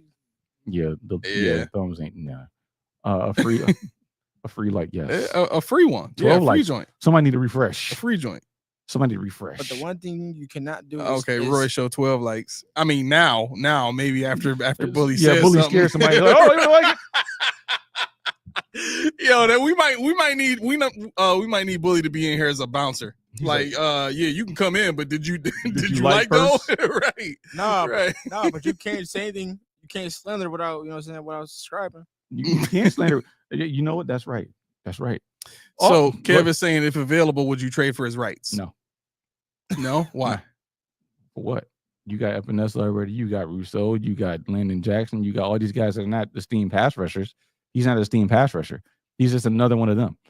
If you're gonna give me a defensive end, but don't you want to have as many pass rushers as humanly possible? I do. Because they all rotate, and no one person is an island. No, I do, and we don't have one yet. But we got Joey Bosa for $15 million. He's an elite pass rusher, is he not? He about to crash out. Yeah. Nah, I ain't gonna crash out. I mean, that's like saying Larry Ogunjobi's gonna stop the whole run. No, he is, bro. You're right. He is. For $10 million, he'll do it for $10 million. The last 11 games. Yeah. I mean, the issue with him was just motivation. He'll do it for $10 million. Yeah. You put the money in his hand. He'll stop everything. He said Epinesa's leaving. Okay, so we still don't have any pass rushers. Oh, I'm sorry, we do. We have Solomon. That's our one pass rusher. Oh, George, you slipped up, dude. Yep. You done slipped up now. You done slipped up now. You want to get this or should I? You should do it. Hit the button first. So hit my button first. All right. Stay with me now. Subscribe there. And now you got it. All right. So Stay with me now. So this is how it works, George. And for those of you in the chat, don't ruin this. Okay? Because you came into the chat, even with an LOL, even just with an expression, because you in the chat, you are now part of the Post Podium Podcast family. That's it. I mean, there's no way around that. Let's go ahead and clap that up real quick. That's cool. Welcome, cousin. Here's the caveat, though. You can't get out. Nope. Ain't no getting out. Nope. We talked about this last episode. Steel walls all around you. You have to show up now for every show. You have to be with us. You have to comment. Like this. That's the rule. Together forever. Bless you. I had to sneeze. I'm coming to your cookouts. You come to my cookouts. That's how we work. Yep. So right. We're gonna do the wobble, the electric slide, all that stuff. Ain't no escape. We'll play tunk in the back corner. That's what we're gonna do. Oh snap, Chris, what's going on, man? I ain't seen you in a minute. Yeah. Where you been? Yeah. I know yo, Bill. What's going on? You be the first person to comment, and then we don't see you halfway through the show. Need to get snacks. He didn't know we were all this far in. Is that what it is? That's what it is. Yeah, we started a half an hour early. You're right. That's all right. You're right. No, but you know, I no. Shamar Stewart, I have zero interest in. How you gonna get him out? You can't get out. How you gonna do that? You can't get out. You a member too. How you gonna do that? you all the way in. You're done. Sorry. Yeah. You in that consigliere class, Roy. You can't. It definitely ain't no out for you. No, you concierge key. None of y'all get out. What you mean? There you go. Right. You can't even get out. He's in there. But yeah, no. So I know we're late, but I wanted to talk about this days ago. Okay. I wanted to talk about this celebrity game. Celebrity game? Yeah, the celebrity basketball game. That everybody is raving about. Keon Coleman's going for 60 points. Oh, yeah. I showed, who did I show? I showed Junie that. Junie was watching it. He was like, yo, why he ain't in the NBA? Has anybody played in one of those kind of games, a charity game? There's no defense. I was going to say, as soon as you saw them, you can dunk, they let you do whatever you want. Because they ain't trying to get dunked on. No, because it's entertaining. And they want to see it too. It's like an in-game dunk contest. Yeah. As soon as they see that, they're like, oh, snap. Ain't nobody D'ing them up. You ain't see nobody slap the floor. You ain't see nobody. You ain't see none of that. But, it was like, okay. Wait. I kind of seen this little joke on Instagram too. So it's referred to Coleman's 60 point in the celebrity game. Mm-hmm. They put up so Coleman can get 60 but can get 12 receptions in NFL. that he can't get more than 12, but he can have 60 in NBA game. Oh, that's cold. There's some defense in the NFL, but no, and no, the thing about it is it was a great turnout. Obviously, they said Diggs even showed up. I don't think he played, but he showed up. Deion Dawkins, DeMar Hamlin, of course, a couple other guys were there, and one, they're not trying to get each other hurt. That's the biggest thing. They're not trying to hurt each other. I'm so jealous. D, I'm so jealous, man.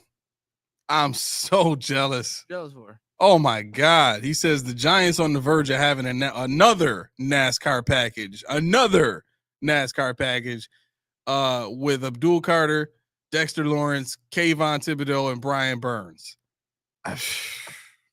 Man. Nathan said Keon want to be the showman, but he got to defer to the snowman. Like that. But no, I mean, think, I need to see Deion dunk. He can't dunk. I know. Probably not. No. I've seen things. We know. I've seen things. I've seen large guys dunking, and I wouldn't downplay the torque that they have and the force that they have, all those power cleans and stuff like that. Deion, he actually might. He's what, 6'4", 6'3", 6'4". He actually might be able to dunk. He might be able to. I wouldn't put it past him. Seeing a big guy. I mean, maybe we saw him at the mall when he first got here. Yeah. I mean, like you said, Mark Henry could dunk. And he was what, 6'3", almost 400 pounds. It's all about how you lift. If you're explosive enough, you, like I said, Columbus Blue, like you said, athletic. He's athletic.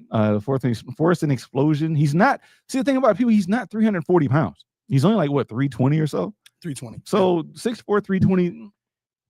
It's not outside the realm of possibility. It's just that when you see him on the field, he looks a lot bigger than he does in real life. So yeah, for sure. Yeah. So I would definitely. I wouldn't put money on it because he probably would be the one to try and do it and actually get it done. But no, that game was interesting. People don't realize Keon Coleman was I think he was the top. Yeah, Mark Henry, the wrestler. There's footage of him dunking. Wow. But yeah, he was top dog in. But Mark Henry was what, 6'6"? No, 6'3" or so. 6'3", really? Yeah. Wow. Yeah. And Keon Coleman what was he, top 5 in the state of Louisiana in basketball? And this, people don't understand. When people say, "Oh, he should be in the league," because a lot of people say he should have went to the league. This is what my dad told me a long time ago, and I told this story. Billy D's not in here. Dang.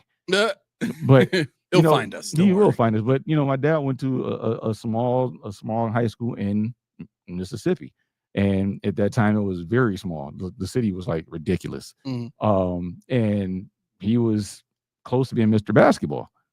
So now he's like, you're better than I ever was. I'm like, bull crap.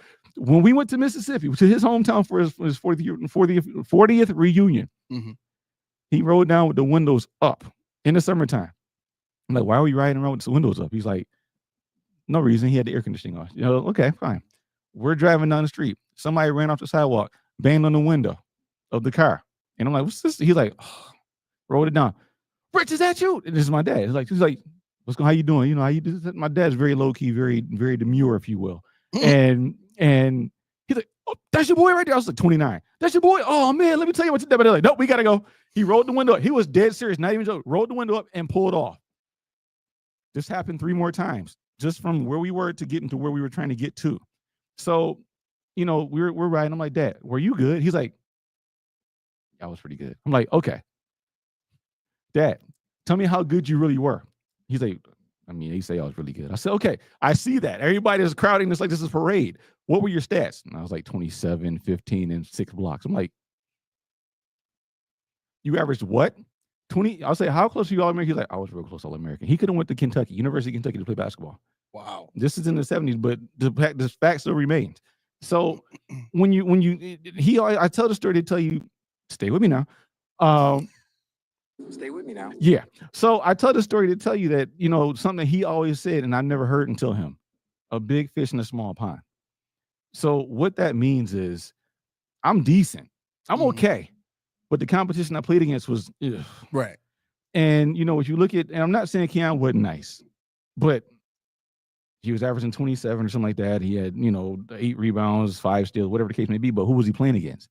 So I looked up who was from Louisiana. Obviously, Karl Malone was from the conference, but it wasn't anywhere near when he played. There are other guys from that conference or from that athletic division, that were before him. But there's nobody of note in college or in the pros since those guys. Yeah. And not to downplay Keon at all, not at all. I mean, his numbers they're good. He went to Michigan State, a dual athlete, But I guess I'm telling the story because I saw all over Twitter, he's in the wrong sport. This dude he's not a revelation.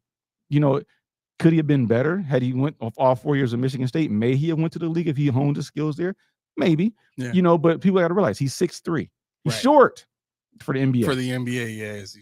He's tiny. Yeah.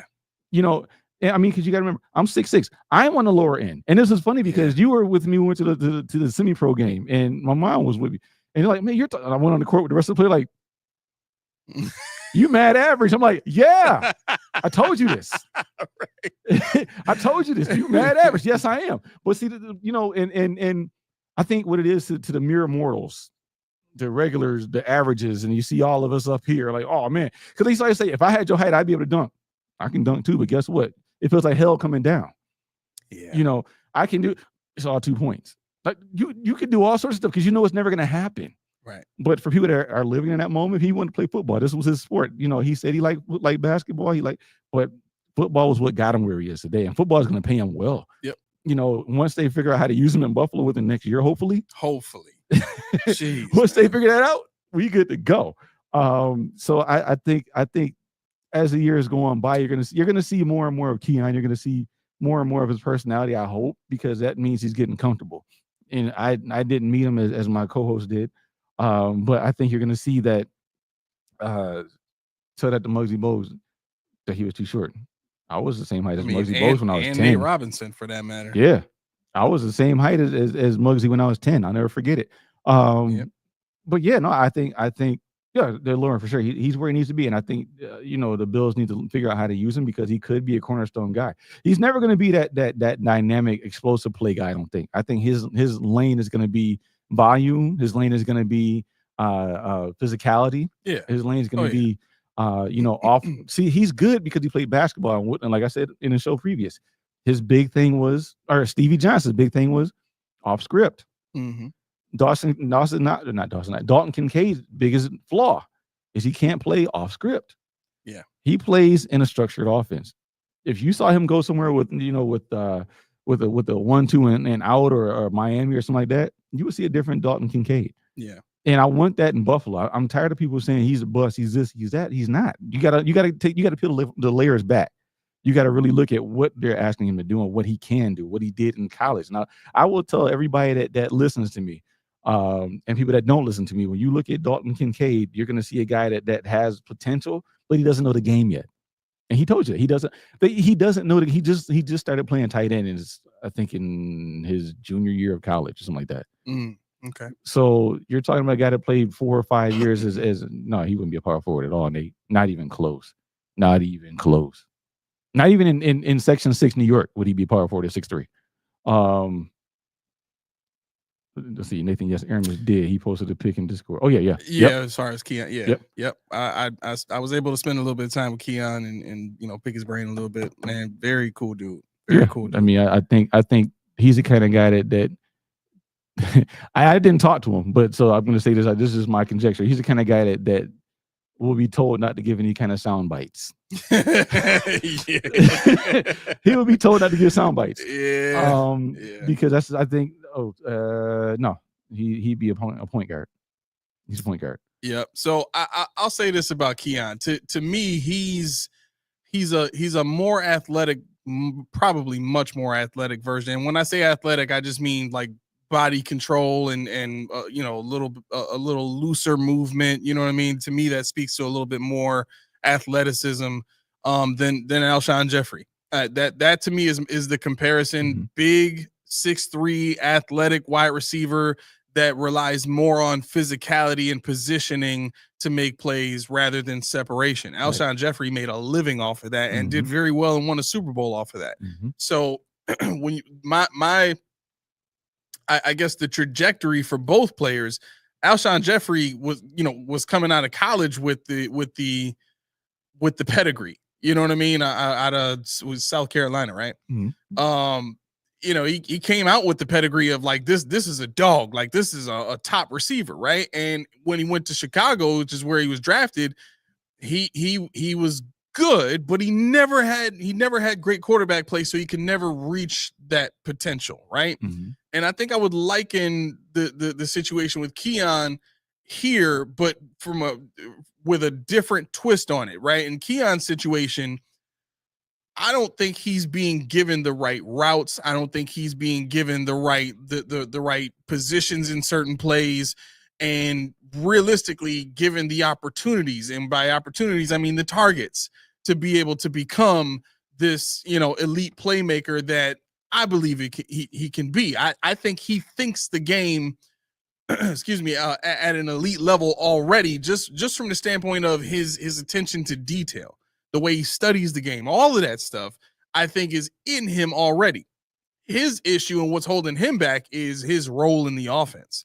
And the problem there is in the same way that on defense, we look and say, this is part of our Discord conversation earlier in the conversation about the choice between Max Hairston and Trey White. The way that Senke asked it was, well, Max just got this, 4-year, $15 million deal. Does that mean he's going to play? He's going to start? Well, Sean don't think like that. Right. I mean, to be perfectly honest, we're paying Joey Bosa $15 million to be a part of a rotation. Right. We paid Von Miller way more than that to be a part of a rotation. Mm-hmm. So I don't think the money matters at all to Sean. And that also comes into play with Keon from a standpoint of draft position. Mm-hmm. He's the highest drafted wide receiver the Bills have ever taken under Sean McDermott. Yeah. But that doesn't mean anything. It doesn't mean we're going to give him 70, 80, 100 targets a year.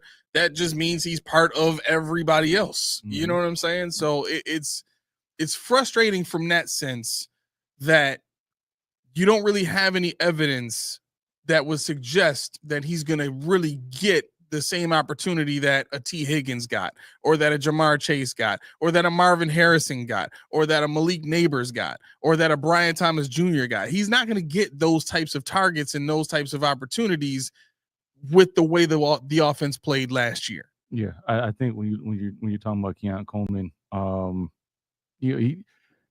he's the kind of guy where you picked him because he was there. Yeah, you picked him because you could move back and pay less money for him. Because you got to think about it. They traded back into the second round to get somebody. Yeah, he was really the only receiver you could have taken that high that would have been justified. Right. To get somebody that's there. Yeah. And still save money, because you saw the soundbite. Bean said, I think it was Brian Thomas Jr. Somebody asked him, what do you want for him? Or he asked somebody and they were like, well, we can't afford to move it that far anyway. We ain't got the money. He meant we don't have the money to move up that far. Not the great capital. Right. Yep. So, Spin's he's trying to get me now. He knows he knows basketball's my thing. He's telling me that he's a center. I want to see there that. are no more centers. Not at all. Spin? I want to see that 6'3" center. Okay.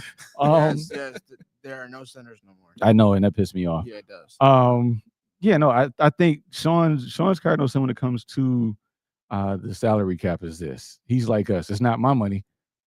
It's not. Yeah. He doesn't matter. Like you said, it doesn't matter who gets paid what. All he has to do is make it work to get to the playoffs. All he has to do is make it work to get, to the Chiefs or whatever we're going to do. He doesn't have to. He doesn't care or have to care how much somebody made. It doesn't matter. That's not his wheelhouse. That's not what he cares about. He cares about the players he has. Just give them to me. However you got to do it, get them here. And that's Bean and Overdorf and whoever else's job to get them to him, on a sustained contract. And that's going to be tough. Yeah, Ben Wallace was the greatest on the side. How tall was Ben Wallace, Mafia? I'll wait. Wait, how tall was he? Oh, you gonna wait? How tall was he? I know how tall he was. Let me see.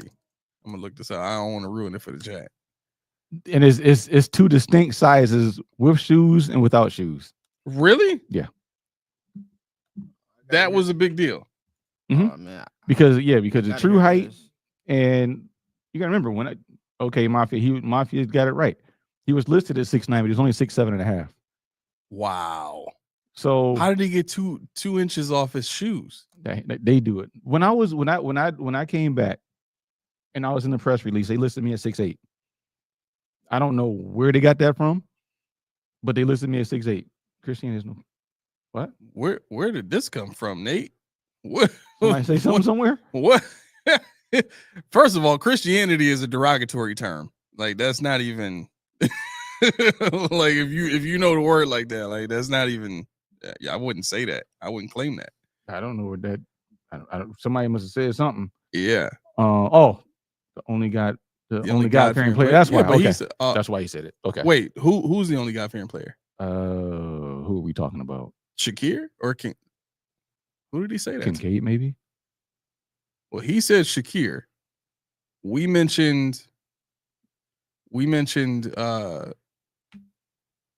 Keon. That was about it. I don't know. It's somewhere in there. Clarify, Nate. Clarify. Something got him angry. Yeah. McDermott. McDermott's creed. Oh, That he wants God-fearing players. Yeah, probably. Does he still say that? I mean, he said it. He used to, well, he didn't say only, but he said that was part of his core goals. I don't know if he even still says that, but yeah. But yeah, no, I think I don't know if I would say it like that. I mean, I guess just from a general understanding, I mean, I think Sean wants that to be a part of a person's character, but you can't. I mean, there's legal stuff, that prevents him from only picking people that are God. You know what I'm saying? Like, well, there's not, but they can say that. You can get around everything. We know that. Yes, we do. We know that. We do. I know that from personal experience, very much so. We know that. Yep. So we'll leave it there. But no, but no, he never said which guy. True.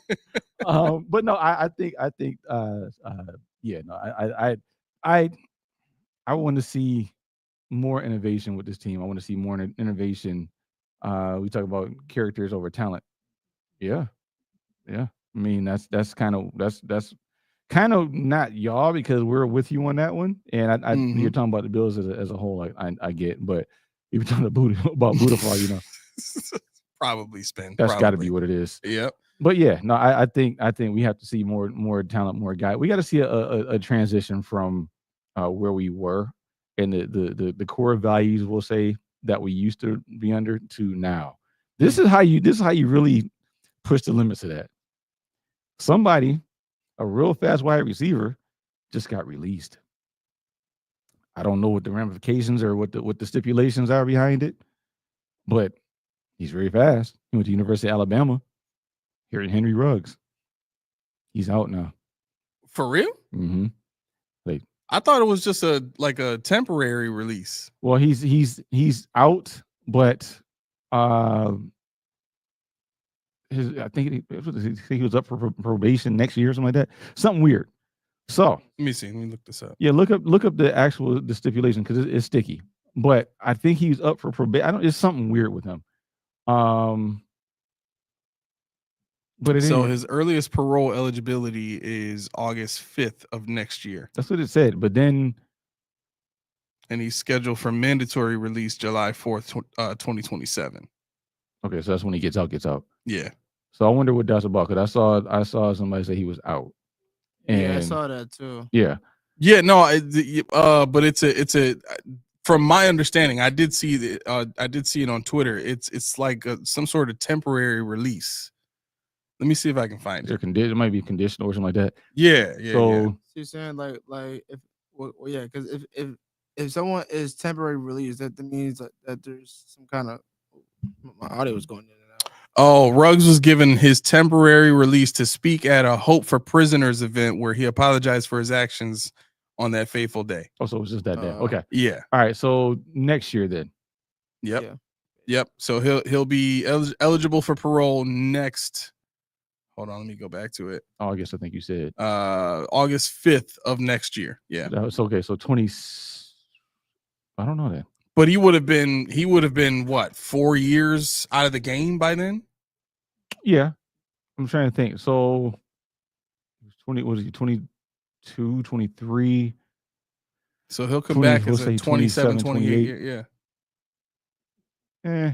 It still begs to it's not a McDermott thing. It begs. Well, see, this is what it does. If they didn't go after Vic, I cannot Well, see them. that's a going whole after different ball game. That's a different ball game altogether. They didn't go after Vic because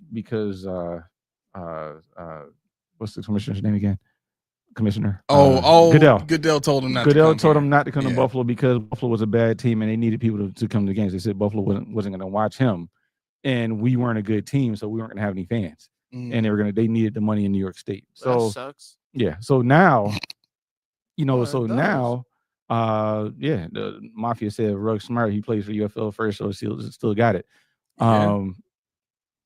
So yes, but I think that begs to differ. What would the fan base say? They clamor for they need this, they need that as a wide receiver. They need. So is there a double standard? Of course, but this would force their hand. Because as soon as somebody says something about Henry Ruggs being linked to Buffalo, the city would have a fit. Oh yeah. Have a freaking fit. Yeah. Just as fast as not anymore, but when Ruggs was out, he was as fast as they came at wide receiver. And so he's slow at what 4.35, 4.36. Right. Still faster than anybody on his team. Yeah.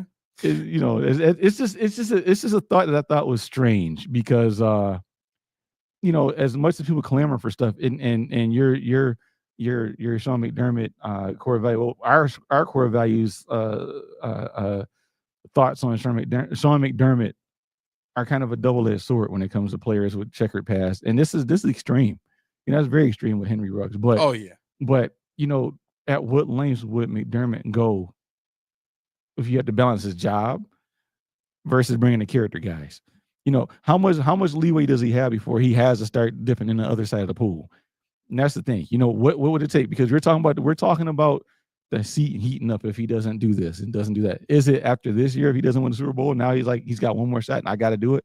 And it would cost. That's what is he going to do? Who's going to be there? Yeah, I think and chat, let us know what you think. But I've heard a lot of people and I've seen a lot of people. I've even seen some people in the Discord chat say if he don't do it this year, he gonna be in trouble. Yeah. And I think on a national stage, if the world sees the Buffalo Bills go 10-6, or I'm sorry, 10-7 rather. If they see the Bills go 10-7 this season and make the playoffs struggling and then lose in the divisional round, I think Sean is going to have hell to pay from a lot more than just pissed off fans here. Like the idea that we were 13-4 and in the AFC Championship game the year before, and the following year in a year where we have quite possibly the easiest schedule I've ever seen us have, and the team seems to have improved in certain areas and become more deep through all of the acquisitions that they've gotten this year. And then to not at least get back to where you were last year. Here's the thing. This is the first year after an AFC Championship game or after achieving a certain height that we've seen some moves that look like clear improvements. Right? We went from having a bunch of guys that would be third and fourth receivers on another team to coming in here and being our number one receiver, our number two receiver, right? And what did the Bills do? Well, they went out and got receivers that are better route runners than them, and Elijah Moore and Josh Palmer, right? As far as depth on the defensive line, they went out and got a lot more experienced depth, as opposed to trying to get more young guys in the building to fill those depth positions. And then they after they got the older depth players, they went and drafted three defensive linemen on top of that. Mm-hmm. So you look at that as I would look at that as an improvement. I mean, greatly, because to me, Deion Walker and Landon Jackson are the guys that I'm counting on this year to make an impact. I don't know much about TJ Sanders, but to me, he's a redundancy. He's icing on the cake for me. The guys I really need to show up is Deion Walker as that stalwart, run stuffing, athletic, playmaking defensive tackle, and Landon Jackson to step up as a pass rusher. If I can get that out of those guys, and you got Michael Hoyt playing linebacker in that Zoe Alexander type of role. You know what I'm saying? And then you got Bosa showing up here and there. Like, that's an improvement to me.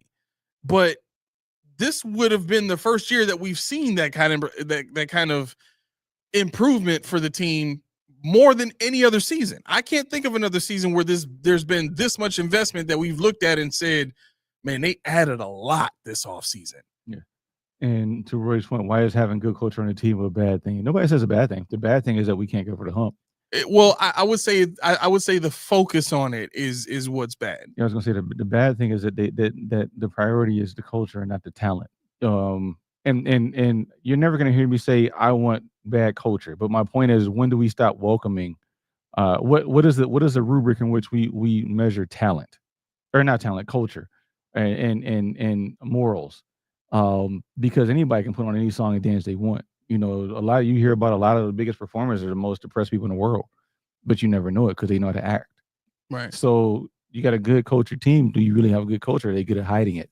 So how about we go ahead and try to infuse some of our good culture on some of these lesser than culture guys that have talent and see what we can do with it.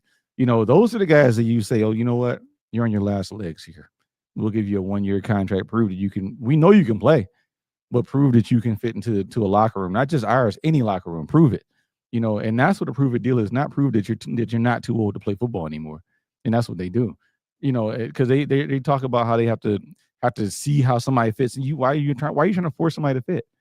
Right. Either you're good or you're not. Either you fit or you don't. I don't need to change everything unless you're one of those blue chippers. That's who you change your scheme for. But you can't know how a player fits until you know the shape that they're supposed to be. Like if I have a cylinder. Mm-hmm.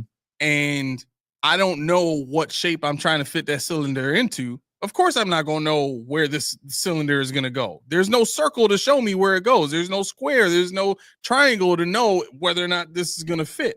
And I think that's the problem for the Buffalo Bills is they don't have an on-field identity. They don't have a style of play that says Buffalo. Mm-hmm. You know what I'm saying? That we're not known for that. We've never been known for that. We've been known for cold weather and good defense. Yeah, I mean, you got to go back to as we talked about me and Spin, the bickering Bills days when you had the K gun, the Bill. I mean, they put the K gun on Madden 93 because of the Bills.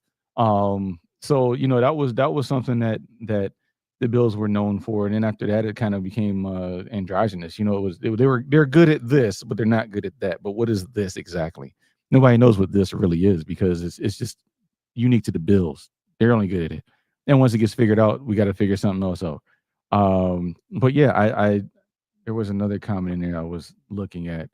So tired of being in McDermott talking about culture. Yeah, and that's the thing. See, that's Roy. That's when it gets hard. That's when it gets hard to stuff it. When that's all they preach. You know, the first thing they always say is, "Why did we get this guy?" Because he was a good fit for the locker room. He was good for this, and you know he does. He's a whatever. You know, if I got to talk about your organizations, if I got to talk about what you do for your family, how you work hard. Some guys don't need to work hard. Some guys just have it. Mm-hmm. You know, some guys walk in like that. They play by ear and get it going. And those are the guys. You got to have a couple of those guys in there to show the hard workers what they're working toward. Because if I work hard and you work hard, but neither one's very good, I'm watching you, you're watching me, but we don't know what great looks like. We don't know how to get there. I don't get to watch you practice. I know, and that's the thing. They always talk about we brought this guy in because he was in a Super Bowl culture. He knows how to do things the right way. Then why'd that team let him go? Why'd they let him go? Mike, what's going on, man? What's really good? He said, first time hearing and seeing these two dudes, hopefully the last. We absolutely have an identity. Deuces Clown Show. I want to address this first comment here, though. He says, anyone hoping for Bean and McDermott to be gone are absolutely insane. Until they arrived, we were the laughing stock of the NFL. I have a question for you, my man. He's gone. Who cares?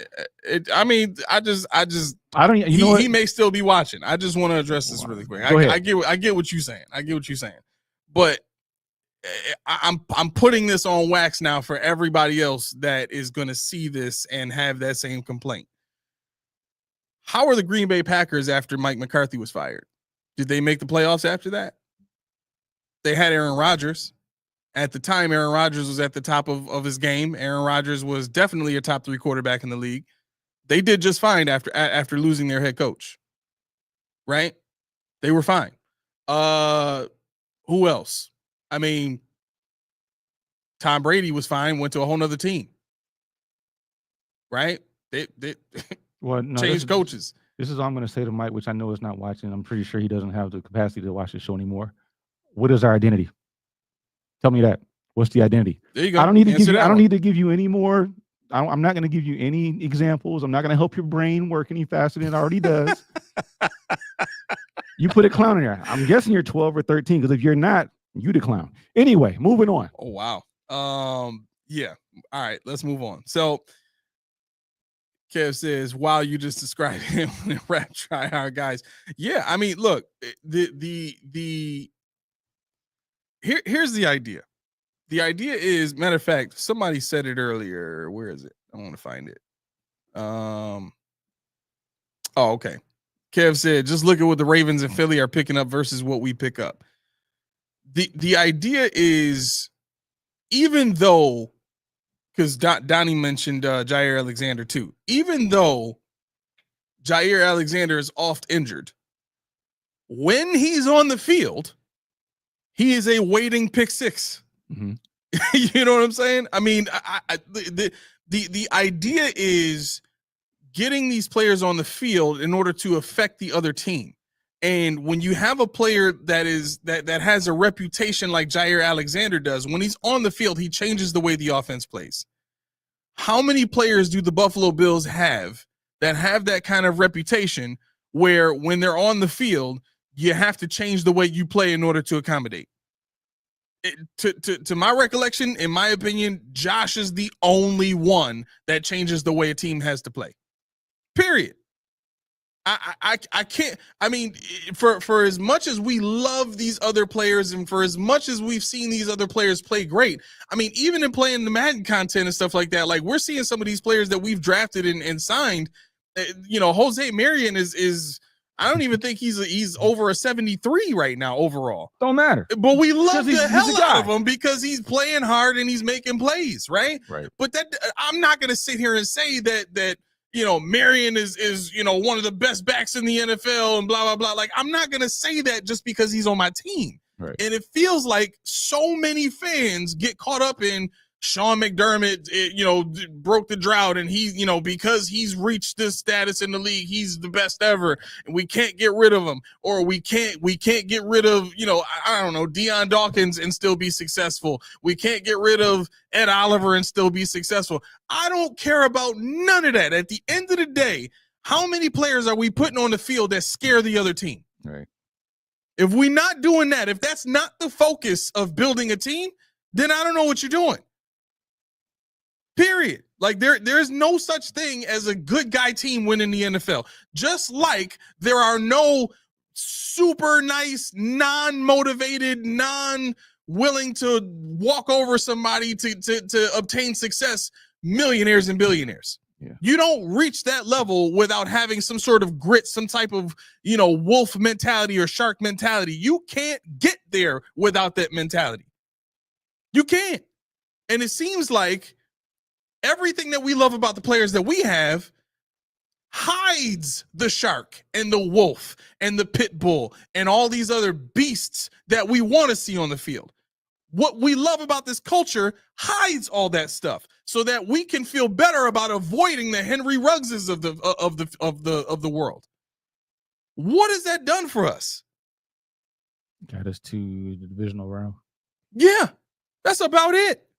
That's about it. And here's the other thing. We praise and we laud the Bills for making the AFC Championship in a down year for everybody. Everybody, bro. Who were the Chiefs last year? They had a new offensive coordinator. Right. They Yeah. wasn't think about where they're going to be in year 2.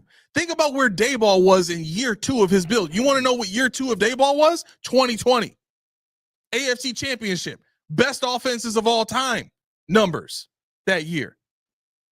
That's year 2 of a good offensive coordinator's run. So what do you think we're going to see of year 2 with Andy Reid working with a new offensive coordinator? You serious? Yeah. So again, you look at The Steelers weren't that great. You look at the Houston Texans, definitely weren't as good as the year before. You look at what other teams? The Chargers weren't as good as the year before. They played better, right? They won games that they should have won, but they weren't better than they were the year before, right? There's a whole list in the AFC of teams that weren't as good as they were the year before, and here the Bills are. We got Josh Allen. That's the identity.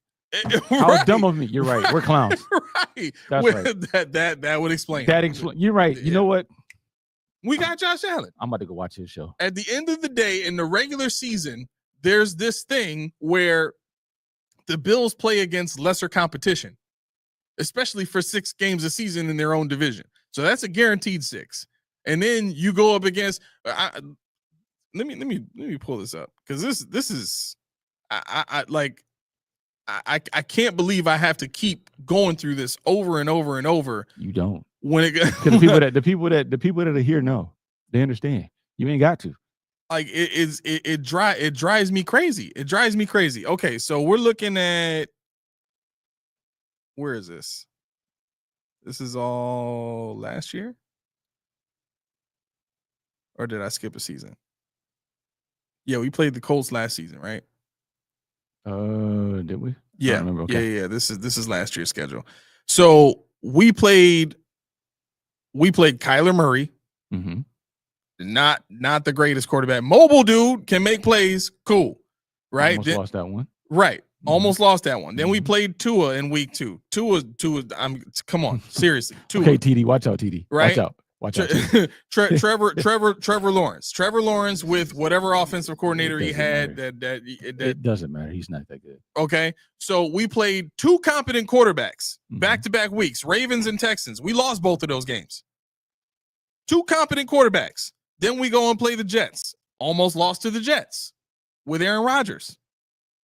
A competent quarterback. Not his best, for sure. By no means, but competent quarterback. Okay. So Titans, blow them out by 24 points. Who was their quarterback? Will Levis and then Mason Rudolph. Yep. Might have been Mason Rudolph to start, if I'm not mistaken. Then you go and you destroy the Seahawks by 21 points. Mm-hmm. Geno Smith. Mm-hmm. Not a great quarterback. Effective, but not great. Not anymore. Right. Then you go and play Tua again and almost lose to Tua. Then you go to the Colts. Their quarterback got hurt. If I'm not mistaken, I don't think Anthony Richardson played in that game at all. Mm-mm. Nope. So you're playing whoever their backup is, right? You beat them by 10 points. You beat the Chiefs. Okay. 49ers. Brock Purdy. A lot of people say he's a system quarterback. He got the bag. Okay, cool. But I would agree he's a system quarterback. Beat them by 25 points. Then you go and you play 2 competent quarterbacks again. You lost to the Rams and Matt Stafford, who I would say is going to be a Hall of Famer for sure. And then you go and play Jared Goff, who with the Lions, let's face it, he was a system quarterback. Good, but definitely a system quarterback. And that was an absolute shootout. You only beat him by 6 points. Yeah, the Colts one was Joe Flacco. He put a 26 to 35 or 272, 2 touchdowns and 3 interceptions. And you only beat him by 10 points. Yep. You know what I'm saying? I mean, so then you go and you play Drake May for the first time and the Patriots, and you only beat them by 3. Right. You blow the Jets out by what, 26 points? Yeah, you beat them by 26 points, and then you lose to the Patriots. Like I'm looking for the game in this schedule that shows you beat up on elite teams the same way you beat up on bad teams, in order for me to arrive at this conclusion that the Bills were this monster dominant team. They weren't. I mean, they just showed up in certain spots. Yeah, they showed up when they needed to. They obviously your offense didn't turn the ball over. They didn't give opportunities out. That's the biggest thing the Bills did. So that's why when we were talking earlier about what teams are you afraid of, people started naming defense. I'm like, I'm not really worried about the defenses because our offense is more efficient. It's not, they're not susceptible to the big turnovers like they used to be, unless they change the offense again. It's built for conservative. is built for that. But what we're looking at when you're talking about Joe Flacco, who had 2 touchdowns, 3 interceptions, only won by 10. How many points did they score in that game? They scored, 19 points. So you got 3 interceptions. You know, I wouldn't think they would put up 2 touchdowns and some extra. You think that'd be a beatdown? You're demoralizing even to a backup quarterback. You know, our offense only scored 21 in that game, I believe. Nico says, so you think we're going to regress and be bad? No, I don't think we'll be bad, but I'll say this. If the teams that improved this season, Patriots, Chargers for sure, Broncos definitely improved, and you know, these were teams that were in playoff contention last season. Bengals signed their receivers. If these teams are as good as they say on paper and they actually play that way, it's going to be tough. It's going to be tough. This is an easy schedule this season. I don't want to lose sight of that. But again, you're going up against the Saints, the Falcons. A quarterback is basically going into his first year starting in Michael Penix. Panthers defensively might be tough, but I mean, Bryce Young, we got to see. He's been up and down.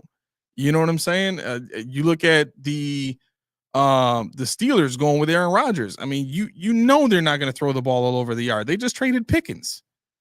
So realistically, there's not a lot of tough games on the schedule for the Buffalo Bills, but what does that mean for the team? What I think that means for the team is they're going to get to the playoffs, and that divisional round is going to be hard. We had to play the Ravens last year just to get there, and it took a drop pass from the tight end just to get us there, to get us past that point. Yeah, you know what I'm saying? So I'm not saying the Bills are going to be bad during the season. I don't think it's possible for the Bills to be bad during the season with this schedule. I don't. Yeah. And Nathan said we have a unicorn, all right. MVP 17 as long as he lives. That's cool, but then what happens when he's not here anymore? What happens when he I'm not gonna say when, but if he gets hurt and misses time, what happens? Do we mail in our Bills hats? Do we mail in do we mail in our pennants? Do we mail in all of our fandom? Life goes on. And that's why the whole MVP 17, JA17, Winter Soldier, whatever you want to call him, is cool, but that's not why I subscribe to this team. Right. You know, it's not, like I said, this isn't Josh Allen. What's their name again? It's not that. This is actually, a team, a unit of men that should be able to come together and put something competent on the field, even with 17 not out there. And that's what we're afraid of. What does he mask? A lot. And, what are teams going to look at if he's not on the field? We talk about wide receiver all the time. Everybody eats. Steph Diggs is going, thank God. Now they don't know who's throwing the ball, who's getting the ball. Well, 17 goes down. They don't care who's throwing the ball because, contrary to popular belief, you don't have to be Josh Allen to be his backup. You don't have to be Josh Allen to lead a team to a victory. Because guess what? Every team out there doesn't have a Josh, Lamar, Joe Burrow, name whoever, Pat Mahomes. Yep. They still win. Yep. They go Buccaneers. they go neck and neck. They go toe to toe with the players that we're talking about right now because they know how to play without them. The Bucs are a prime example of that. And we got to figure this out because we should be winning with Josh Allen, not because of. Yeah. We should be winning if James Cook goes down, then what? We got to worry about Ray Davis, a high draft pick, a free agent that's not really going to pan out. What money are we spending? Ty Johnson. I mean, this is stuff we got to think about in the long run when we're talking about everybody goes with this one dude here. And that's why, if people say I'm negative or whatever, that's why I keep saying the stuff I do, because that's how I'm thinking. Have you ever played the game where you're like, oh man, I got this dude, I'm good to go in the first play. No, you want to restart the game, but you can't restart life. That's the thing. Right. You can't restart. So, the fans in the stands, they got to watch the product. McDermott is coaching for his life. Bean is drafting for his life. All these other players are playing for their livelihoods. Somebody got to step up. And nobody on this team, I promise you, they say it all the time. I want to play with Josh Allen. I love Josh Allen. Josh Allen's the best player. But they still, nobody's going to acquiesce at that level and say, you know what? I'm third banana. I'm fourth banana. I'm just happy to be here. They say, give me the ball. I'm going to make a play. From DeMar Hamlin all the way to James Cook. Because since Hamlin's the whipping boy, I'll use him. All the way from bottom to the top. I'm going to make a play. Throw that ball. I'm here for a reason. Yep. It's for the fans to realize that we have players with that mentality. We got players that actually can make things shake, but they're not in a position right now to make things shake. Yep.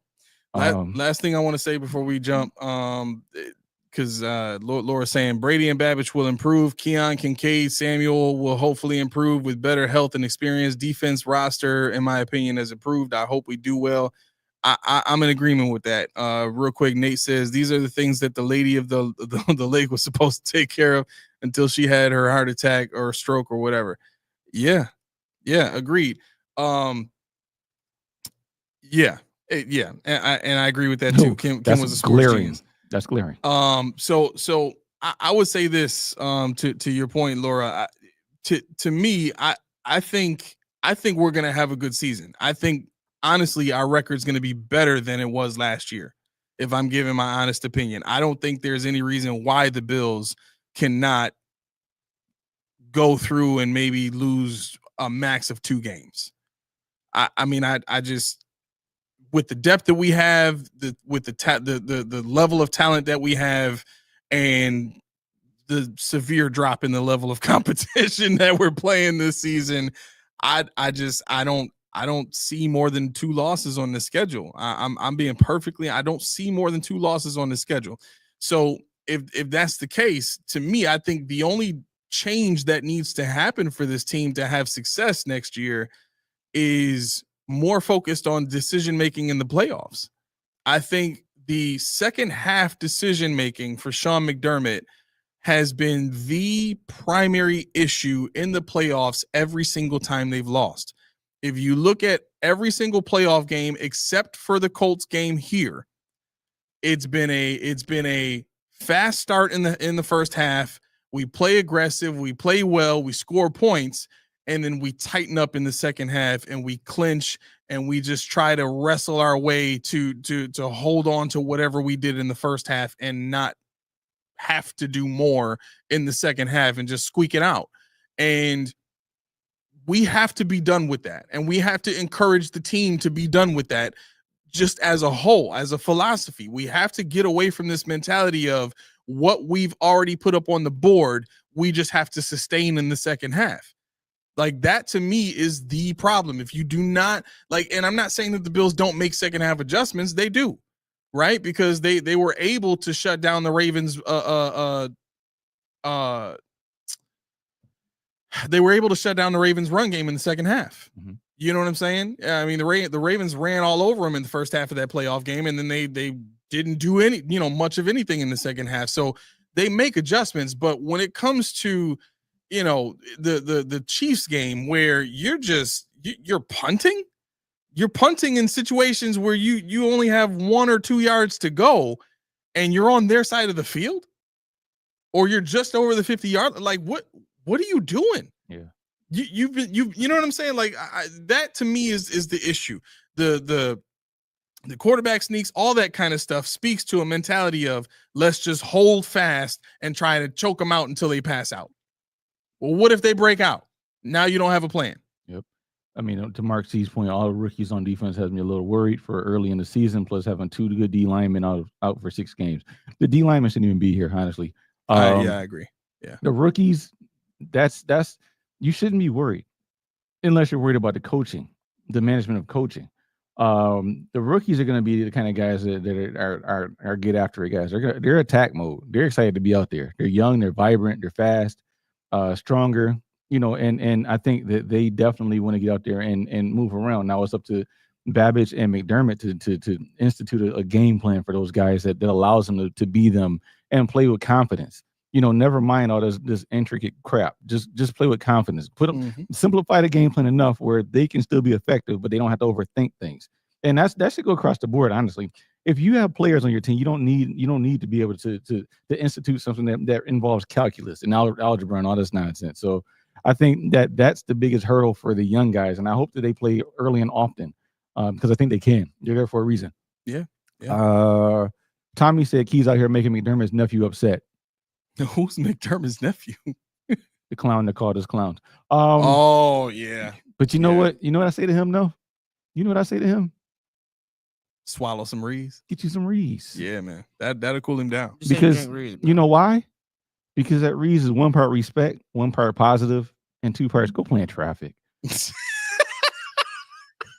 What? 2 parts go play in traffic. What can you do? You know what? That's what you expect when you disrespect Post Footing Podcast and anybody in his family. So what are you doing? Head over to Reese. Get yourself a. Never mind. You're not getting no Reese. You're excommunicated. So for everybody else still here, let's do a Reese tea the correct way. Yeah. Reese tea, 1 part delicious, 1 part refreshing, 2 parts healthy. That's what you can expect. With only 4 ingredients. I don't even drink tea, and well, let me tell you, that's a good drink there. What are you doing? Head over to Reese. Get yourself a supply of the case or individual. Why should you do that? Get yourself the case. You won't be disappointed. But what do I know? See for yourself.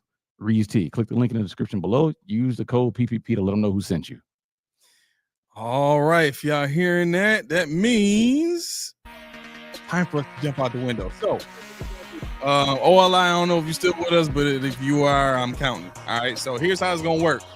Everybody that's here with us, thank you so much for tuning in. Very sorry we couldn't be on the Buffalo Fanbase Twitter account today, but I've been told that that's been fixed. So we will be back on their Twitter on Monday. For those of you that are catching this later on this weekend and didn't see us there, that's why. So with that being said, look, Basketball Truth and Knowledge, my oldest son, Junie, got his own podcast. Covers basketball, everything basketball, WNBA, everything basketball.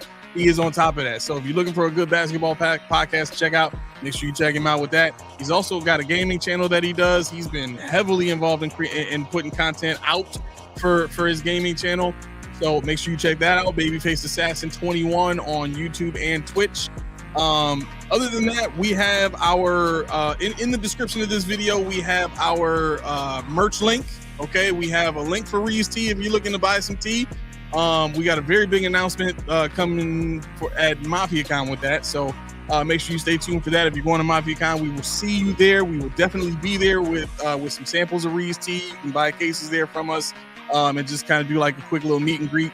OLI, I have failed dearly in getting all this done, but we have too much stuff to cover now. So other than that, look, for those of you that want to get in on the Discord chat with us, if you've heard about it and you saw Dorothy on the show today and you want to get involved in that, you got to join the membership program on our YouTube channel. You just click that join button. That gets you right in there. As soon as you do that, I need you to either email us, right? And we'll put the email in the chat before I end this stream. Actually, you want to do that real quick while I'm doing this? Oh boy. I know it. Is it the? No. Yep, just this postponing podcast at Gmail. So you can either head over to our email and let us know that you've signed up for the membership and you need the Discord link, or you can hit us up on any social media. We are on every social media there is. You can direct message us and hey, I signed up for the membership, looking for the Discord link, and we will get it to you right then and there. If I do not get back to you within 24 hours, message me again just to be sure. Okay. Well, find me on Twitter. I'll do it. There you go. One of us will do it. Right. We will get you in. With that being said, I think that's all I got for now. So we're going to get out of here. Thank you so much again for watching. Make sure you like, subscribe, hit that bell, make that thing. Ring-a-ling-a-ling. Good so job. that you can get notifications when we send notifications, like episode 2 of our Madden series is coming out this Saturday. I did have more stuff. I just remembered it now. Episode 2 of our Madden content for members is coming out this Saturday. That is going to be week 2 of the preseason. So definitely make sure you check that out. We're going to be recording some more content for that right after the show today. And then, of course, there is the preseason week 2 post-game press conference for the Buffalo Bills head coach coming out next week as well, following that game. So be sure to keep an eye out for that stuff. It's going to be great. We're going to have fun doing it. No doubt. Yeah. So I mean, obviously the head coach does post game pressers after every game. So yeah, Laura, another post game presser. So I get all my right. laugh on. Yeah, it's gonna be great. So this has been Post Podium Podcast, home of the All Truth No Sodium Takes. I have been your co-host, Aramis. 40 keys. Air Bruce in the building. Yeah. I'm gonna practice that. No, you're not. All right, we got it out there. Yep, there it is. All right, cool. Y'all have a great night. Peace.